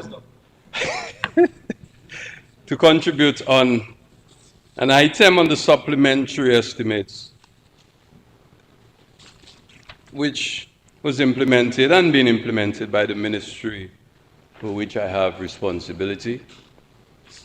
And I think the Prime Minister, the Leader of the House and political leader of the Labour Party sufficiently covered the supplementary estimates by highlighting and connecting the relationship with the items being brought for parliamentary approval and the development of Dominica. So I will not seek to repeat, except, as I said, for, yes, the area on my responsibility. Mr. Speaker, expenditure, and of course we speak to the supplementary appropriation January 2025 to June 2025. On the expenditure account D53, project which is a transmission network for geothermal domestic plants, in the amount of 1.2 million East Caribbean dollars.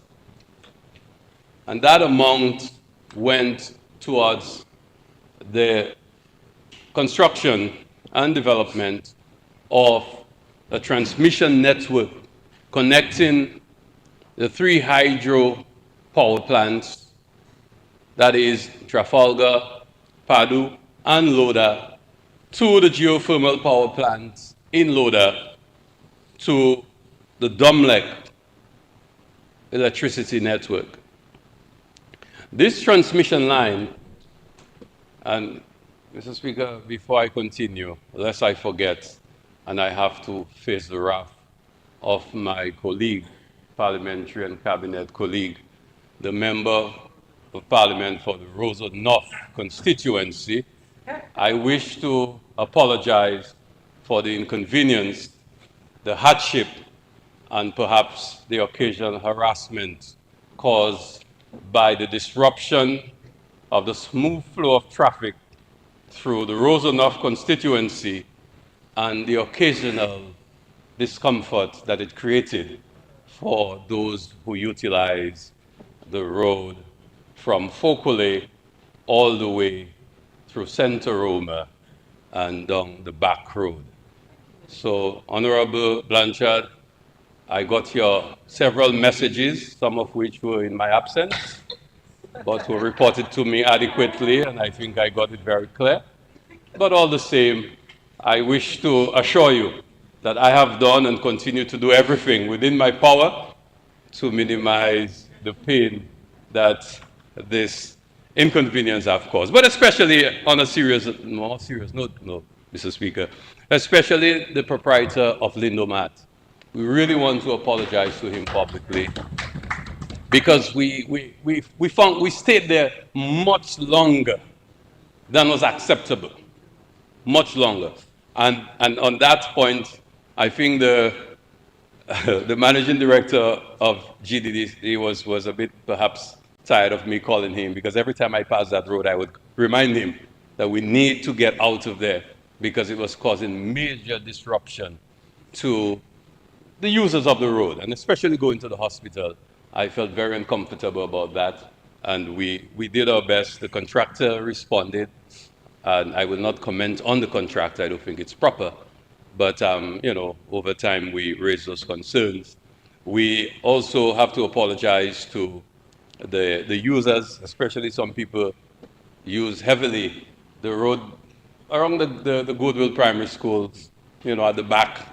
Some people like to use that road, and I know the inconvenience that have caused even this morning when they got disrupted because there was a no entry sign that was placed way too far. People should have known before entering there. So, you know, we've caused some inconveniences, some disruptions, and, you know, as I say to my friends, we've done everything and continue to do everything, especially in, Member of Parliament for the Roseau Valley is the one I owe the biggest apology, because that is the area affected the most. And I went there up to last night, and I was very upset, and I made a few calls because we should have already covered some of the trenches in the Roseau Valley, especially going up to Trafalgar. From Lily Valley going all the way up, I felt that, you know, it's unacceptable.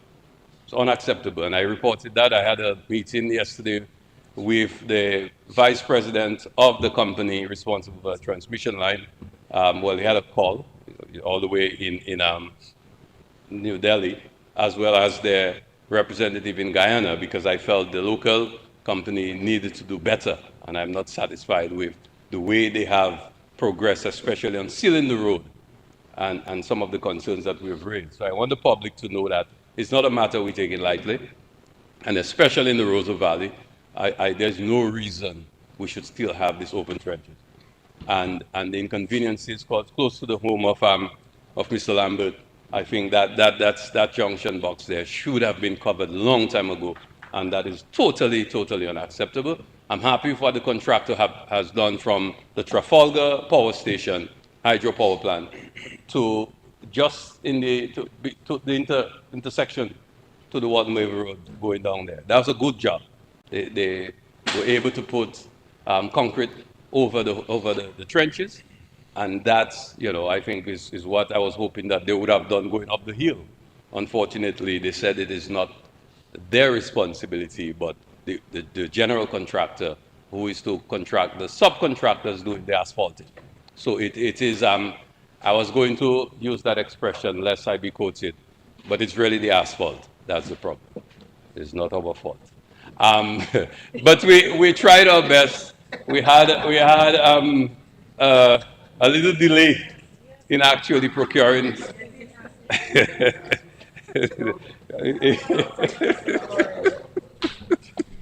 But Mr. Speaker, we really try our best to get that done, and we have been given the assurances that we should complete within the next couple of weeks to have this done.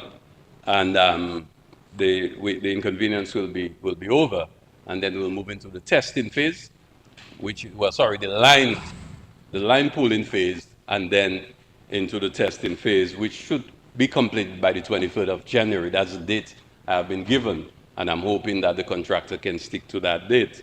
I am very happy, though, Mr. Speaker, to report that most of the trenching, the majority of the trenching has been done. So most of the disruption basically will be over soon. It's just a matter of sealing, as I said. There are a few areas, about 500 meters in the valley, Rosa Valley, that we still need to do. That is just around the Coptal, around the junction, with the Loader junction right there. It's just about 500 meters of trenching to be done. And we also have some work to be done in Fokole. As you've seen, we're sorry for the inconvenience that, again, we've caused, but we've tried to minimize that inconvenience right along the port. We tried to do it just around prior to Creole Festival, but some people complained and we had to get the contractors to relocate. So right now you have to take a little pain. We delayed, but eventually have to do it. And you know, I have to thank the Dominican public. We have not gotten the kind of resistance and pushback and complaints that I honestly expected. And I have to say that those of us who live in Metropolis, we have been inconvenienced tremendously. I mean, there are places in New York, I know that construction was taking place for, I swear, a decade. And you always had a detour and a distraction and a movement here and there. Everybody who's gone to New York and landed at JFK and had to go down to the city, you know that that inconvenience has been there for over a decade, for example. These things happen. It's the cost of development, and we have to always remember that every time we get that inconvenience. It is the cost of development. Somebody didn't just wake up and decide they're going to mash up the road, just like that. This is not what's happening there.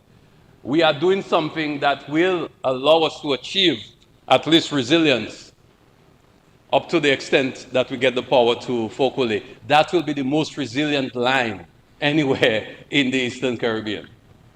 Because it's the first time we're seeing, it is the first time we actually see a country installing transmission lines at that high voltage on the ground, because we have 75% of that line is on the ground. And I'm very happy that we've completed the first segment of that line, which is from the geothermal plant to the hydropower plant in Loda, which is the plant that will be helping to start, well, will energize the plant so that they can start. And that we are fortunate that it was so close that we can actually get the power plant in Loda, the hydro plant, to power the geothermal plant, which will reduce the cost, the actual cost of the geothermal project. That's what they refer to as a black start. And I was told, excitingly, and I mean, I can't disrespect the parliament, but I was really trying to see if I could sneak out and go to Loda, because I was told that today we are actually energizing the geothermal power plant from the hydro plant in Loda. So that is great news, because we have the commissioning team. They have been on island for the last few days, and they have started. So that once we can energize the geothermal power plant, they will need over 1 megawatt of power, which is basically what the hydro plant can provide. And they will use that power to go ahead and to begin the actual commissioning process. So the commissioning process will start. It will take 3 months. So we're looking at towards the end of February to see the actual commissioning completed. But they will start getting things going, pressurizing the stuff and testing, and it's going to take quite a bit of work. We hope that we can visit before some of the major works begin, because at that point we would advise against any visits to the plant. And that's why I suspect by the end of this week, it would not be advisable to go there. So everything that we can do, until everything is really done, you know, because we think this is a very, very sensitive stage, and we want to be very careful Public safety is very important to us. But we've been encouraging people to visit. But Mr. Speaker, I just wanted to again highlight what is being done and what have been done so far. So as I said, most of the trenching has been done. A lot of the equipment have arrived. It's some massive pieces of equipment. We expected earlier this week to have most of the equipment for the cabling. So the high voltage and low voltage cables should have arrived, the termination cables as well. The bigger equipment, the switch gear, some of the boxes, and most importantly, the actual substations. We have already installed those that were to be installed in Loda, so we have done that already. We have 3 more areas where we have to install some of our substations, 1 in Trafalgar, 1 in Padu, and 1 in Fokole. All of these projects are ongoing, and we expect again that by early next year, we will see the completion of those facilities.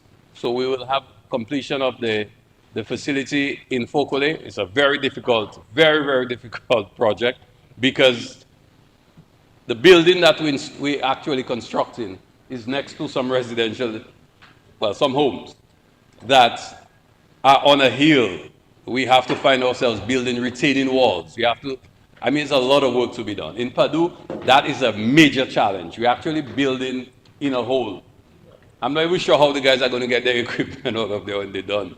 So they actually have to build because we're doing a ground floor, a basement, a ground floor on a first floor for all the buildings because of the amount of equipment that will be placed in those facilities. So the work is ongoing, and once done, at least we will have segment 1 of transmission network done.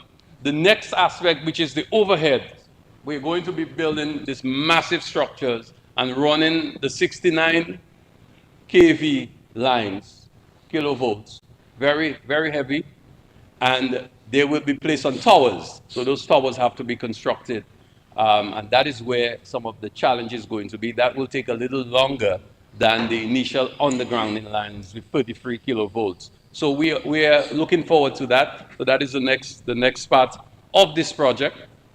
But the key thing for us is to ensure that by the end of February, everything is in place so that we can have the actual commissioning, which is a legal concept really, which will allow ORMAT to hand over the power plant, the power to Domlec. But before that, as long as the lines are in place, we will provide power, ORMAT will provide power to Domlec. But the final act will be done by March of 2026. So that is going on pretty good, and I'm really very happy about it. Mr. Speaker, we have so far there are about 100 Dominicans employed with 3 companies. There is CCL in Trafalgar and Padu doing 2 substations and some of the undergrounding of the lines all the way to the Loda Junction. Then there is Regional, which is doing undergrounding from the Loda Junction all the way to Fokole at the Domlec Power Station. And then there is Ace Engineering doing a substation in Fokole. So among themselves, there are about 100, of the 3 companies, there are about 100 Dominicans employed, and there are 35 employees of the Indian company, Talca Peru, which is responsible for the overall project. So we have sustained employment for the last almost a year now, the last 6 months for Dominicans, and which will go up to the next 3 months with those first 3 projects, and then for the other aspect of the project will go till June of next year.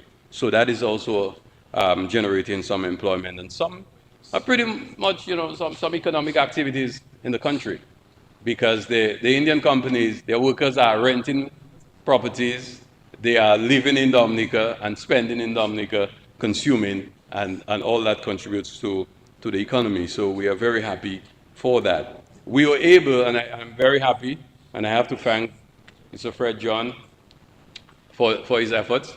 We're able to ensure that we keep the subcontracting among local companies versus the Indian company. You know, there are 1.5 billion Indians in India, and only 35 of them came. So that says a lot. And I'm sure the average salary in India is about 12 US dollars a day. And the average, well, the minister for, acting minister for labor has told us that he will be bumping up the minimum wage. And I'm sure that we will see an amount that is much more than 12 US dollars a day for a Dominican worker.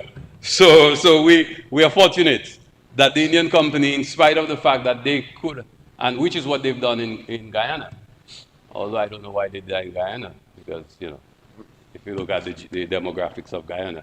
But Mr. Speaker, so we're happy that we're able to have them subcontract and create employment in Dominica. And it was, for us, it was a difficult decision to make because they expected that we would have allowed them to bring in about 100 workers from India on this project, and we resisted up to the very end, and we're very happy. That's why sometimes I get angry at our local contractors when they fall short. And that's why I still haven't gotten over the fact that we have not covered all the trenches that should be covered by now. Those that are in progress and have to remain so for a while until the lines are pulled, I can understand that. But outside of that, there's no excuse. But I must say, in all fairness, I'm happy that we are seeing some progress. And as I said earlier, that within the next 2 weeks, we will have this thing settled and we can move on to something else. Well, Mr. Speaker, on a broader point, though, I think it's important for us, and I will not take too much time on this because I will have the opportunity to speak in a more profound way, and I would like to be more structured, and maybe perhaps for once I may ask you to grant me that permission that is very often requested. Although I would prefer to go by way of a statement by the minister, which the standing orders permit the minister to read his entire submission. And so perhaps I will do that at the appropriate time. But I have learned in this business not to celebrate too soon. And I want to also tell my friend on the other side that sometimes we have to bring things by way of supplementary estimate, especially when we're not sure. So it is better to go that route than to put it on the budget and not spend it, because you will come and complain and say we're not implementing. So we brought it in that manner, and I have to say that. But really and truly, Mr. Speaker, we must not underestimate the impact of this project to Dominica's development. And I'm very happy that the Prime Minister spent a few minutes on this matter. Because no country can develop, well, he used roads. And I agree with him on that. But I will add my line that no country can develop without energy. It cannot develop without energy.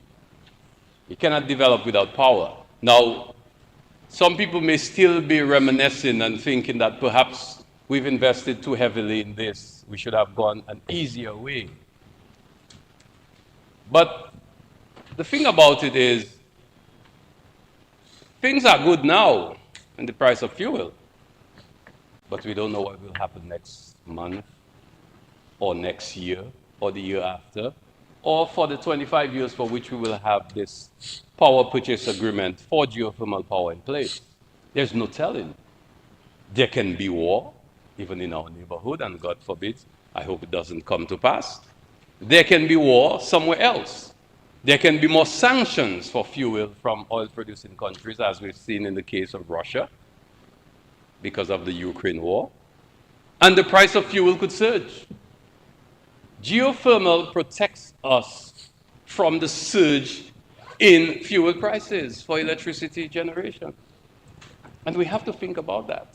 I'm not even going into the more complex arguments of balance of trade and currency and all of these things that the economists can speak more eloquently to. But there are far-reaching impact, overall impact on your economy when you are able to secure your own power. That is very important. So I know we'll come to a point where people will be comparing and calculating, and I know it's human for us, but we must not forget that. And we must also, in comparing, don't compare ourselves against ourselves, but compare ourselves with the reality of our circumstances and the reality around the world. And in the case of electricity, if you were to take a quick look, you will find out, by the time we're done, this will place us in a much better place than we were prior to the commissioning of geothermal. I say I will wait until the appropriate time to do that. But I just want to put in your heads that I know sometimes people are looking for things which are not realistic, not practical, and sometimes you see in other people's business, but you don't know what happened when they close their door. A friend of mine used to say, because you see two people passing on their car, you just think everything okay then. I mean, two people now, I don't mean 92 people, two people, no man. To think everything okay. So we sit down and we just see a country and say, oi, Dominica, oi, St. Lucia, oh, Barbados. I found out, for somebody like me who's been involved in the energy business for so long, I found out that one of our neighboring countries, OECS, that they are subsidizing electricity still. That one took me as a shocker. They're still subsidizing electricity. I mean, we stopped that since austerity days of 2000. We stopped subsidizing the price at the pump. The little we do is with VAT, we give people a little break for the first 100 units and so forth. And we force the utility company to bite some of the cost of fuel and the surcharge. But they actually subsidizing by giving every individual almost 10 cents per kilowatt hour on their bill. So sometimes we look around and we say things, and we don't have all the information, and we're comparing. But the time will come when I'll speak more to that. But I just want to say, I want to thank the government, my colleagues in the cabinet, thank the Prime Minister for staying the course. Stay in the course. This is not an easy thing to do. $40 million US in a transmission network is not a small investment. That's over 100 million East Caribbean dollars. That's a significant investment. And that investment is being made for the benefit of every Dominican. Every Dominican. But it is not an easy choice to make, because there are so many demands for so many things in so many communities, so many families in Dominica. And we chose to make that investment. I want to thank my colleagues for that. Even, of course, as I said, some things are very human. So I understand. Some things are very human. But we have to continue that course. We cannot give up. We have to get to Sugarloaf. I will not sit down if I say that. We have to get to Sugarloaf. I see the member of Parliament for Portsmouth clapping. I don't know if she thinks is something you bring in there for you. But yes, we will get to Sugarloaf, and I want you to be there with me, Honorable Shepherd, because we have to electrify our centers, new and emerging centers of development in Dominica.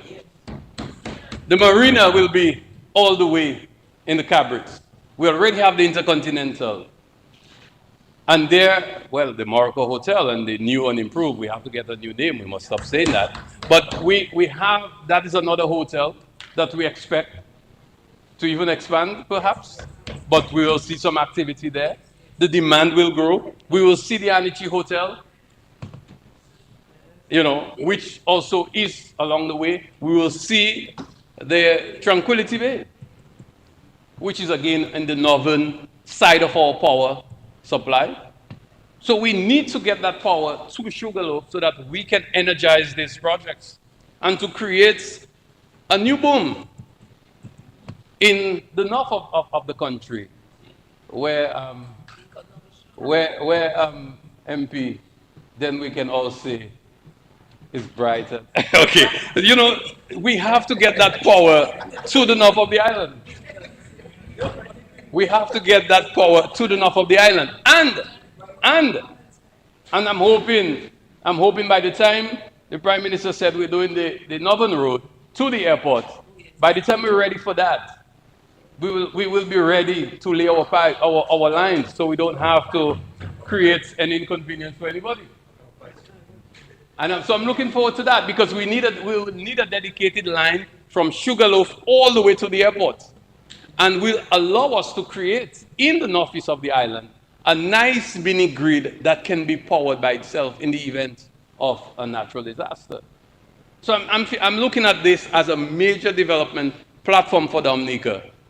Because by the time we add 10 megawatts of geothermal power, we will have achieved 80% of our electricity by renewables. 80%.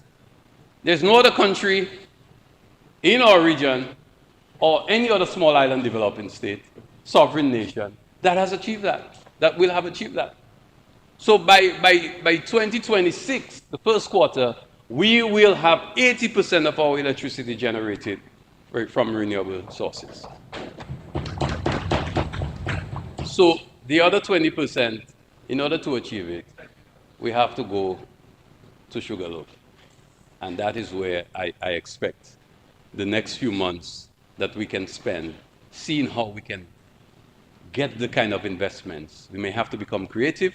We may have to utilize traditional sources, bilateral partners, and private sector investments.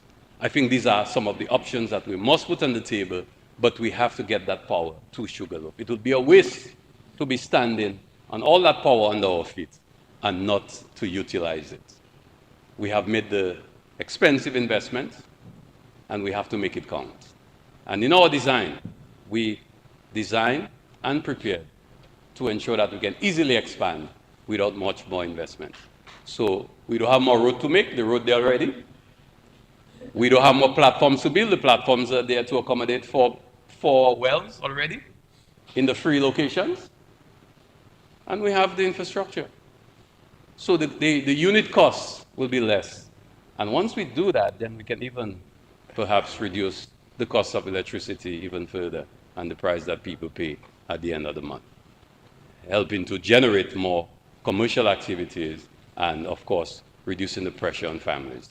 So we have to continue that course, Mr. Speaker, and I'm very happy that progress is being made. And as I said, I would remain only on this item in my contribution to the supplementary estimate. I thank you, Mr. Speaker.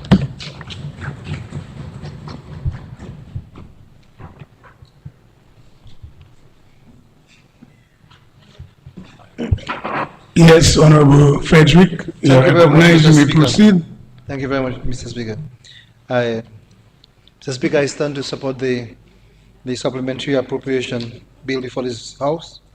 And I'd like to spend some time to look in particular at the $15 million that is assigned to the Ministry of Environment, Rural Modernization, Carnival Upliftment, and Constituency Empowerment. So at the center of our national efforts, Mr. Speaker, is the NEP, or the National Empowerment Program. And it has proven time and again in the last 12 or so years to be a platform of empowerment, and especially to our youth, our recent graduates, and also the vulnerable population. It has given, Mr. Speaker, a number of Dominicans the chance to enter the workforce, and I dare say with some dignity, and to learn more skills, and also to contribute meaningfully to our nation. Mr. Speaker, the NEP has always played a major role in the public sector, but I want to zero into on the importance of the program to the private sector. And I speak specifically to small businesses, agro-processors, ICT firms, small shops and enterprises, and these private sector engines have been able to produce and assist in our national growth. Mr. Speaker, the partnership between the program, NEP, and the private sector is very focused, very intentional. It reflects our government's commitment to ensure that job creation is not only the responsibility of the government, but also a responsibility for the private sector. And it reflects our commitment to job creation. And it is our commitment to have a shared effort in growing our economy, and also to empower and innovate and to hire. And this is precisely why this is important, Mr. Speaker. The $50 million speaks to payments of interns under the national program for the period March to June 2025. And so this is already, Mr. Speaker, I dare say, money well spent. And so, Mr. Speaker, in speaking to the importance of the private sector, we are ensuring that the small businesses, especially small and medium enterprises, can have access to human resources. And that's important, Mr. Speaker. We sometimes speak about the finance, the money. We also have to speak in a very profound way the human resource that we're building within the program, Mr. Speaker. And I dare say whenever we speak about the program, we sometimes look at only the external communities and look at the beautification and maintenance program. But this is deeper than that, Mr. Speaker.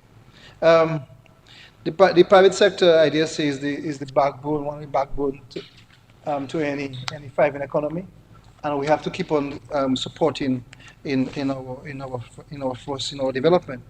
Mr. Speaker, it helps by engaging the young people within the private sector. We are ensuring that we have long-term employment.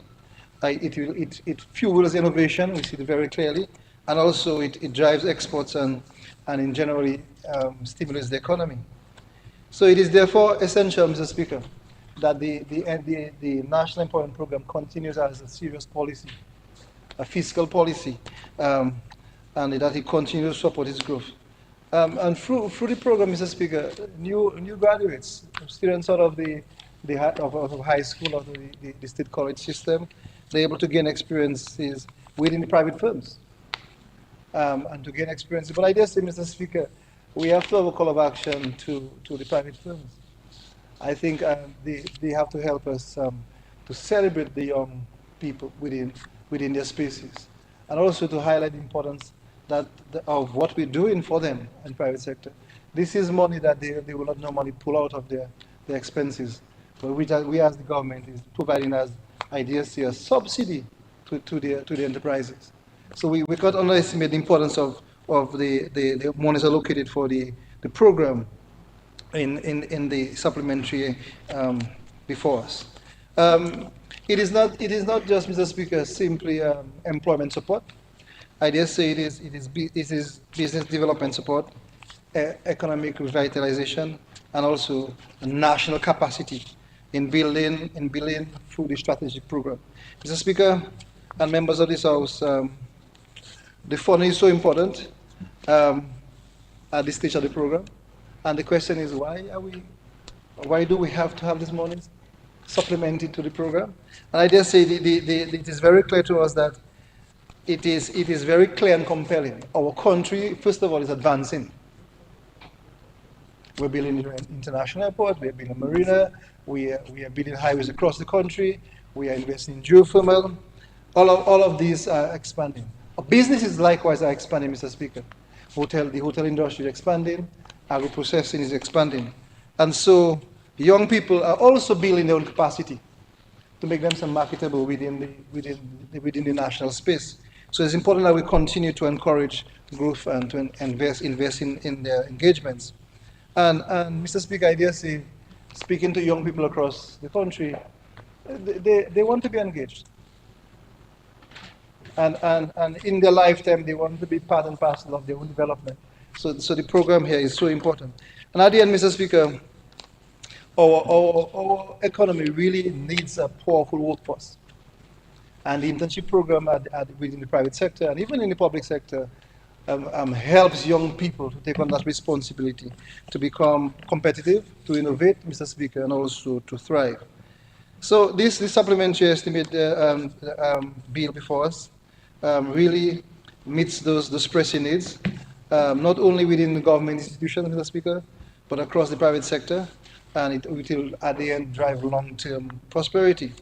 Mr. Speaker, I just say that the NEP is not just a social program. It is an investment in our national development.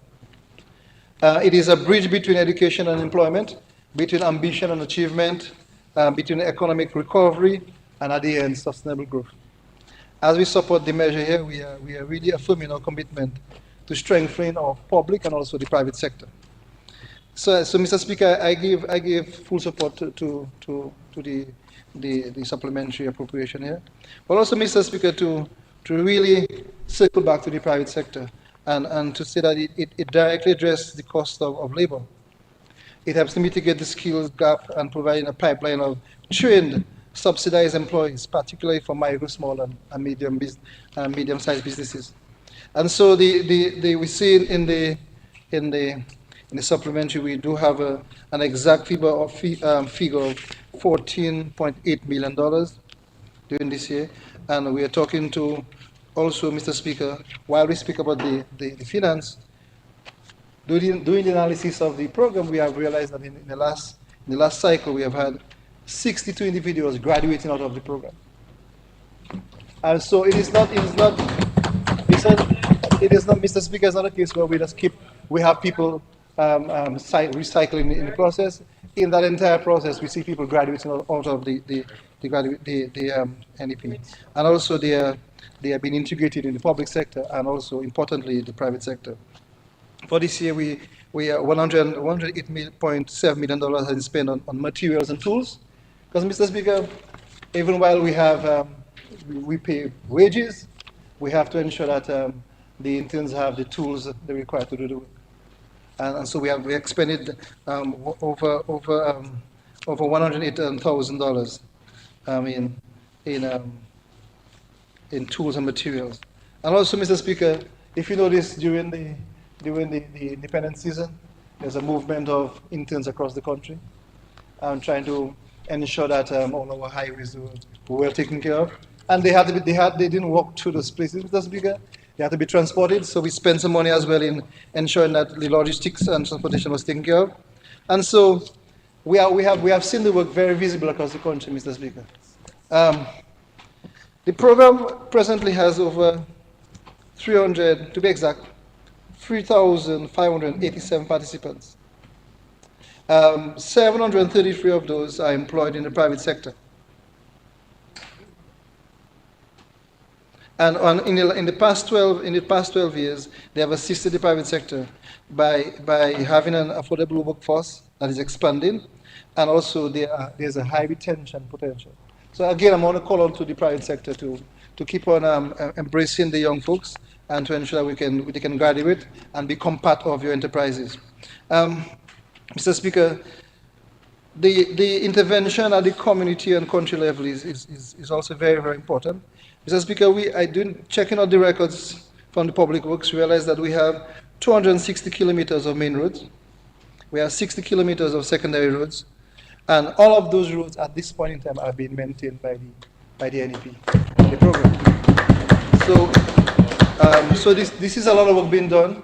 And I want to call out on the NEP, the work that has been done, the teams on the ground, the wonderful folks in all districts who are doing the hard work to ensure that the country remains clean and green and add some value, much more value to our nature island brand. Mr. Speaker, I made mention just now about the independence celebration here and how the interns were deployed across the country. And so we did many things. Road maintenance, that includes brush cutting, weeding, trimming, overhangings along all of the major highways, and also general beautification efforts, or how do we say, the aesthetics of the country. We went as far as to do drainage, Mr. Speaker, as well, because we realized that one of the major problems we have along our highways is that the improper drainage can cause road collapse and road failure. So also that's done. And Mr. Speaker, our program also assisted with garbage management. And that's a critical thing, Mr. Speaker, across the country. And I just, while I'm on my feet, and while I know that the NEP is also involved in disposal of garbage, I want to strongly call again to the public that we have to play our part in ensuring that we manage from the source garbage, and that the resources that we have at the Solid Waste Management Corporation to process and to deal with the collections, that you can assist us from the home and assist us in ensuring that we can continue to do the work that we do. So, Mr. Speaker, we noticed that teams were deployed from various communities, and there is the presence across the country. Mr. Speaker, specific support is also needed. We needed for the locations like the Windsor Park and etc. to make sure the place was clean, and during the season we're able to do that. So, Mr. Speaker, this is money well spent. I just say that we take for granted the work that the program does. And again, I want to circle back to the private sector. You do have people in the small shops, in the hotels, in the restaurants, and they play their part in ensuring that the economy grows, and they also get in meaningful skills. And Mr. Speaker, I just see that while we grow our economy, the young people will be an integral part of those. Mr. Speaker, with these few words, I want to again sound the call to the private sector to ensure that they continue to play their part, and also celebrate and highlight how the program has assisted their businesses. And also, once again, to thank the interns across the country who are very diligent. And despite what is said negatively about the program, they're very proud to be part of it, and are very proud to be part of the development. Very proud to work hard and to also get compensated for that hard work. Mr. Speaker, Honorable House, thank you very much.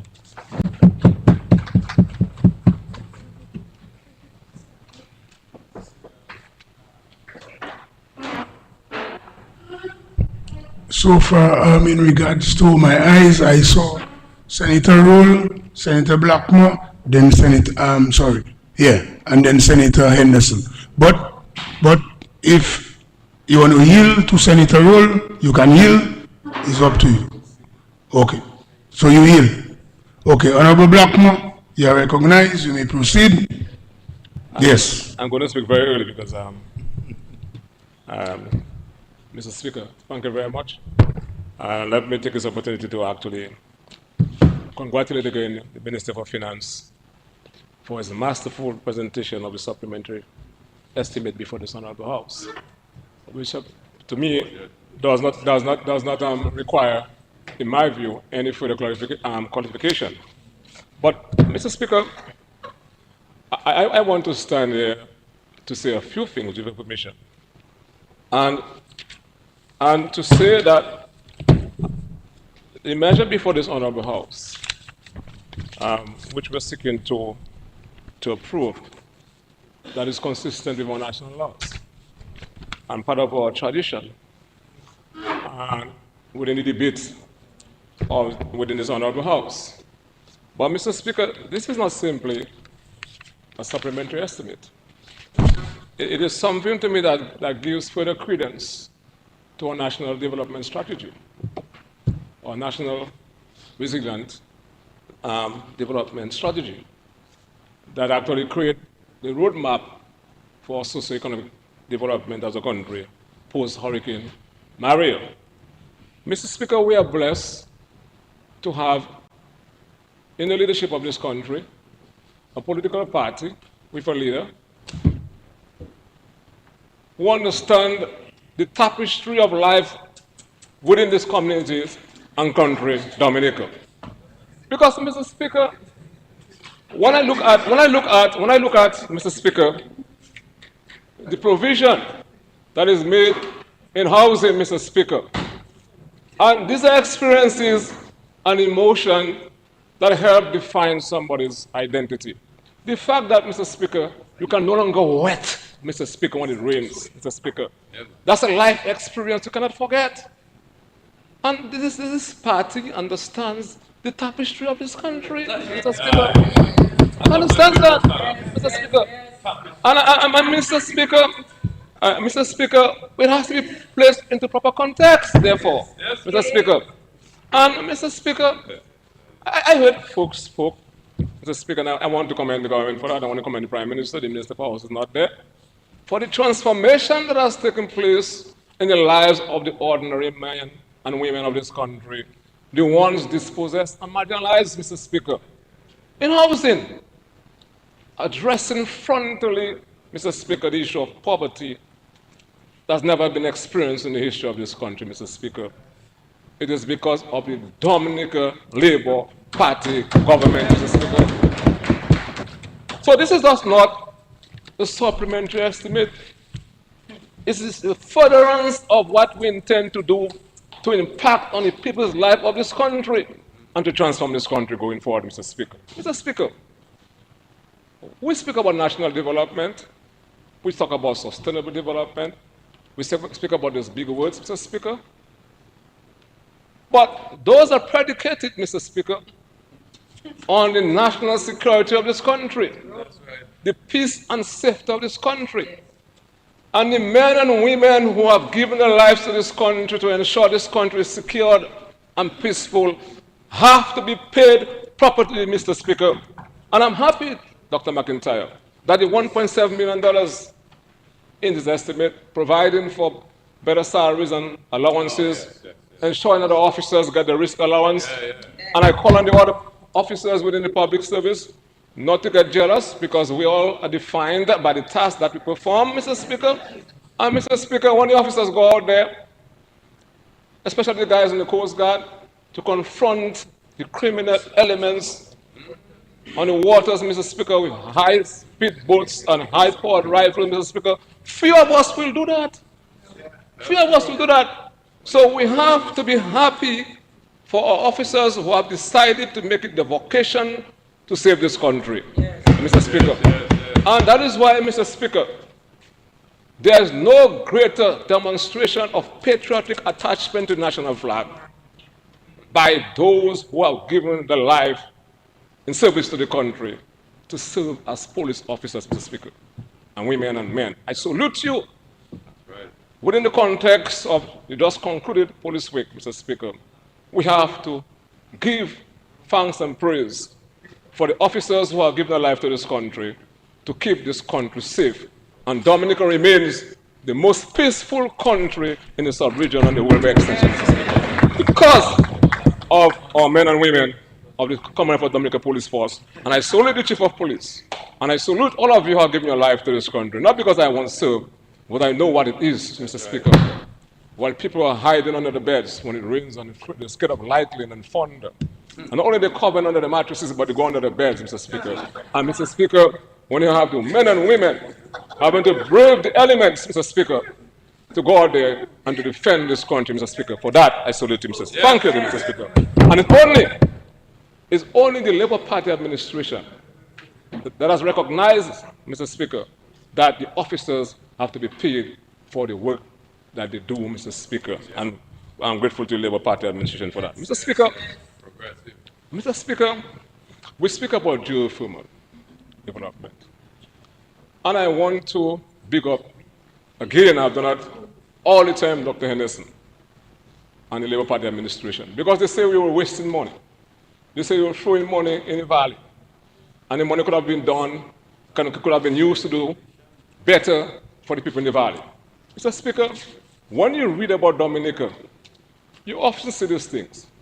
290 square miles, the most forested country in this region, all this kind of thing. We will see very soon the only country in the OECS catchment to have a geothermal plant up and running, Mr. Speaker. So we're going to start these things. And Mr. Speaker, in 1973, I'm not sure, 1973, Mr. Speaker, I'm not sure if Mr. Henderson was born yet. Could have been, yes? Yeah, okay. 73, right. He was born in 1971. But Mr. Speaker, or the Prime Minister, in 1973, Mr. Speaker, the world experienced the first oil crisis. And non-exporting petroleum states made the commitment to depart from the heavy reliance, Mr. Speaker, on fossil fuel. It is 53 years thereafter, isn't that so? Very few have done that. But we are doing that, Mr. Speaker. What we are doing in this country is rewriting the Dominica story, Mr. Speaker. We have to understand that. And every member on that side of the House, fingerprints, Mr. Speaker, will be on every page of that new history book that will be written about Dominica going forward, Mr. Speaker. Because geothermal development, in my view, and not because I was once a Minister for Energy, to me, is one of the greatest achievements of this country, because energy is needed for life, Mr. Speaker. The ordinary man, when he gets his light bill, Mr. Speaker, wants to see how much he has to pay. And think about it.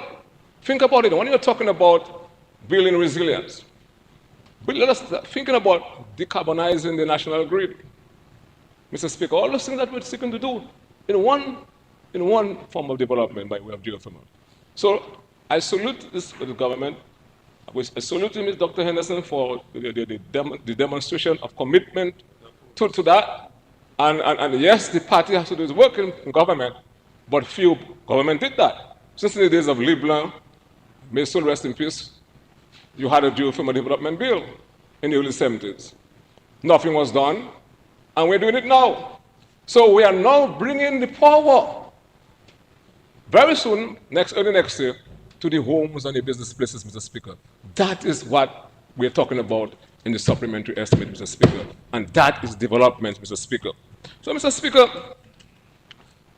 roads. And you see the amount of money that's actually been spent for the East Coast Road. Mr. Speaker, I came from the airport last week. When I saw the intervention, when I saw the works that are currently taking place as you go towards the intersection, towards Pego area, Mr. Speaker, that is remarkable. That is remarkable. We must spend more time in highlighting and celebrating our proud and bright moments, Mr. Speaker. Very few people speak about that, the work that is being done on the East Coast Road, transforming the people's life, as the Prime Minister made reference to. And Mr. Speaker, let us put that into context. In 2008, Mr. Speaker, we did a national road audit. In 2008, 20.86% of our main road, that's it, in aggregate, 20.6% at the time. Mr. Speaker, 75% was in extremely poor condition. That is what we made to know. If we were to put that into, if we were to qualify or disaggregate that, Mr. Speaker, into actual practical terms, we were talking about 80 kilometers of road was in fair condition. Out of the 321 kilometers, only 80 kilometers was in fair condition. Not good, you know, fair. We now put what we call a plan in place. And we said by 2020, Dr. Henderson can recall that, we're going to ensure that we have 100% excellent road condition in this country. But we had a number of hurdles. Erica, Maria, etc. Because by that time, 2015, we were 69% excellent condition, Mr. Speaker. Now, Mr. Speaker, the reason I'm saying that, think about when that road is complete, East Coast Road. Think about the $167 million that has been spent right now to build a road from Loubier, going back into Bacatel, Mr. Speaker. Think about the many other roadworks the Prime Minister just spoke about. It means, therefore, by 2020, before 2030, Mr. Speaker, before 2030, Mr. Speaker, 100% of our main roads will be in excellent condition because of the work that the Dominican Labour Party government has been doing, Mr. Speaker. That is what we're talking about. That is what we're talking about. It's a plan that is well crafted and has to be understood, and people have to buy into it. Because I'm saying these things, Mr. Speaker, because I hear people saying all kind of different things in the public sphere, and they're not mentioning things they're seeing unfolding in the very eyes, Mr. Speaker.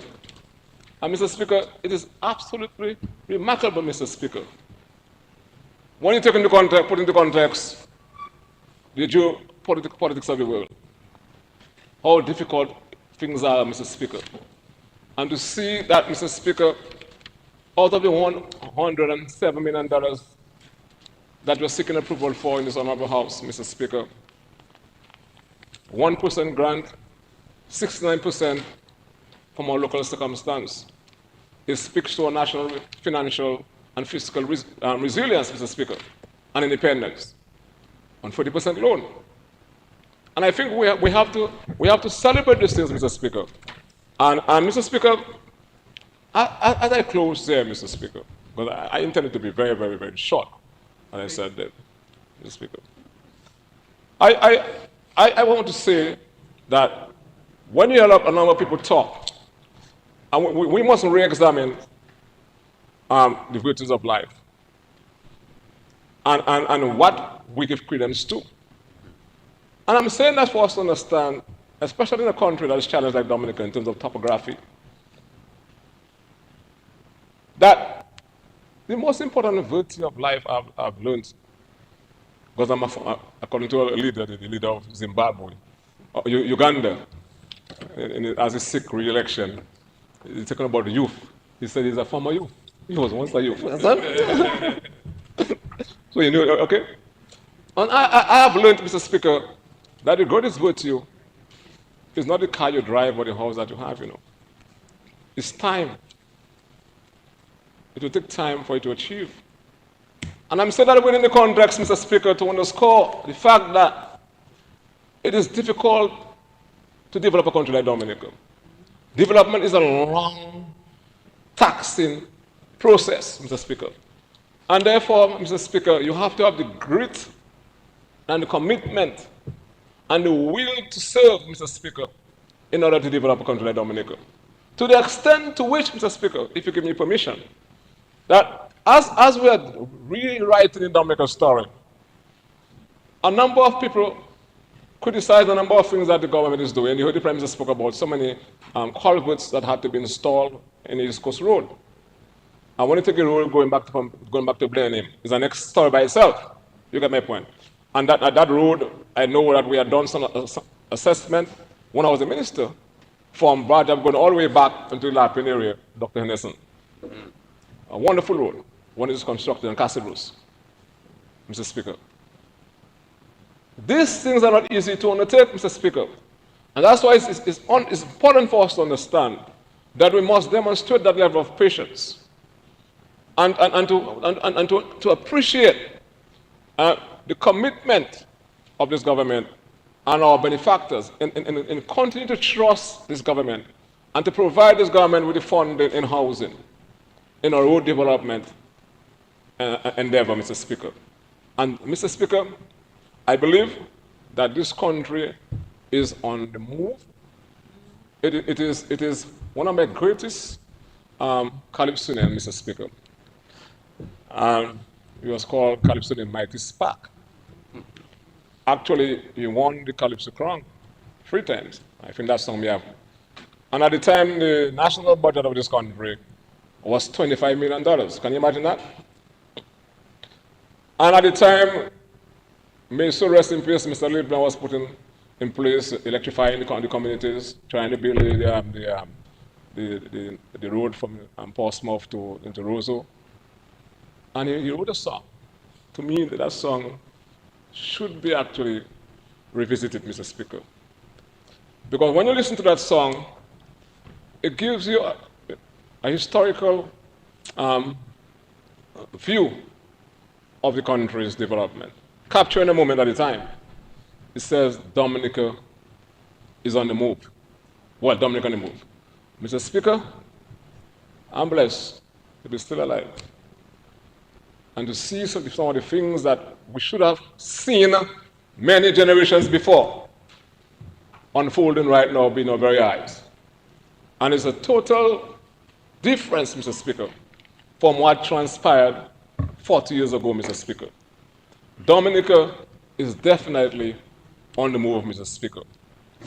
And when all our roads will be finished, and you'll be able to transform Granby into a real city, Mr. Speaker, with our new road network, Mr. Speaker, highway, when you'll be able to drive, Mr. Speaker, from Pokase to go into La Plaine or the Kainago territory.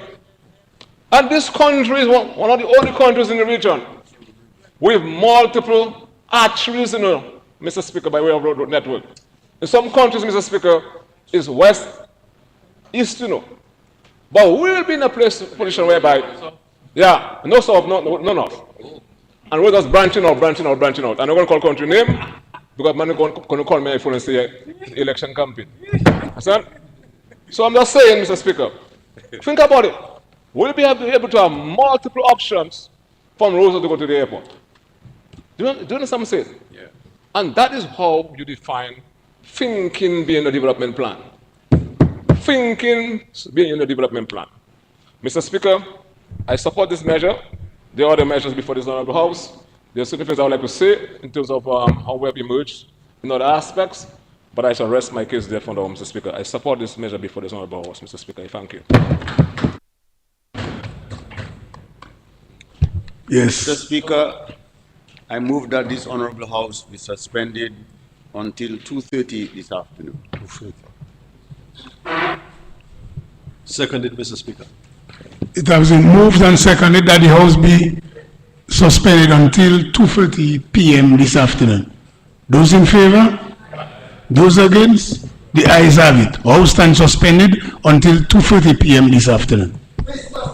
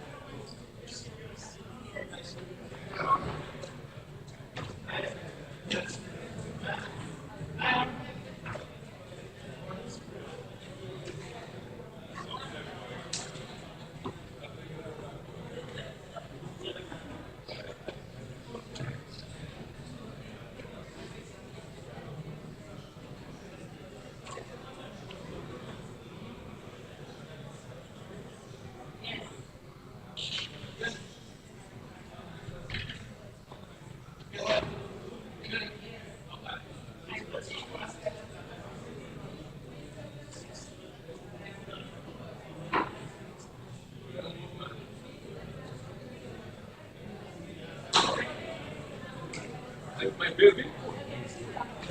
My baby, my last, I think my last one was 29 years old.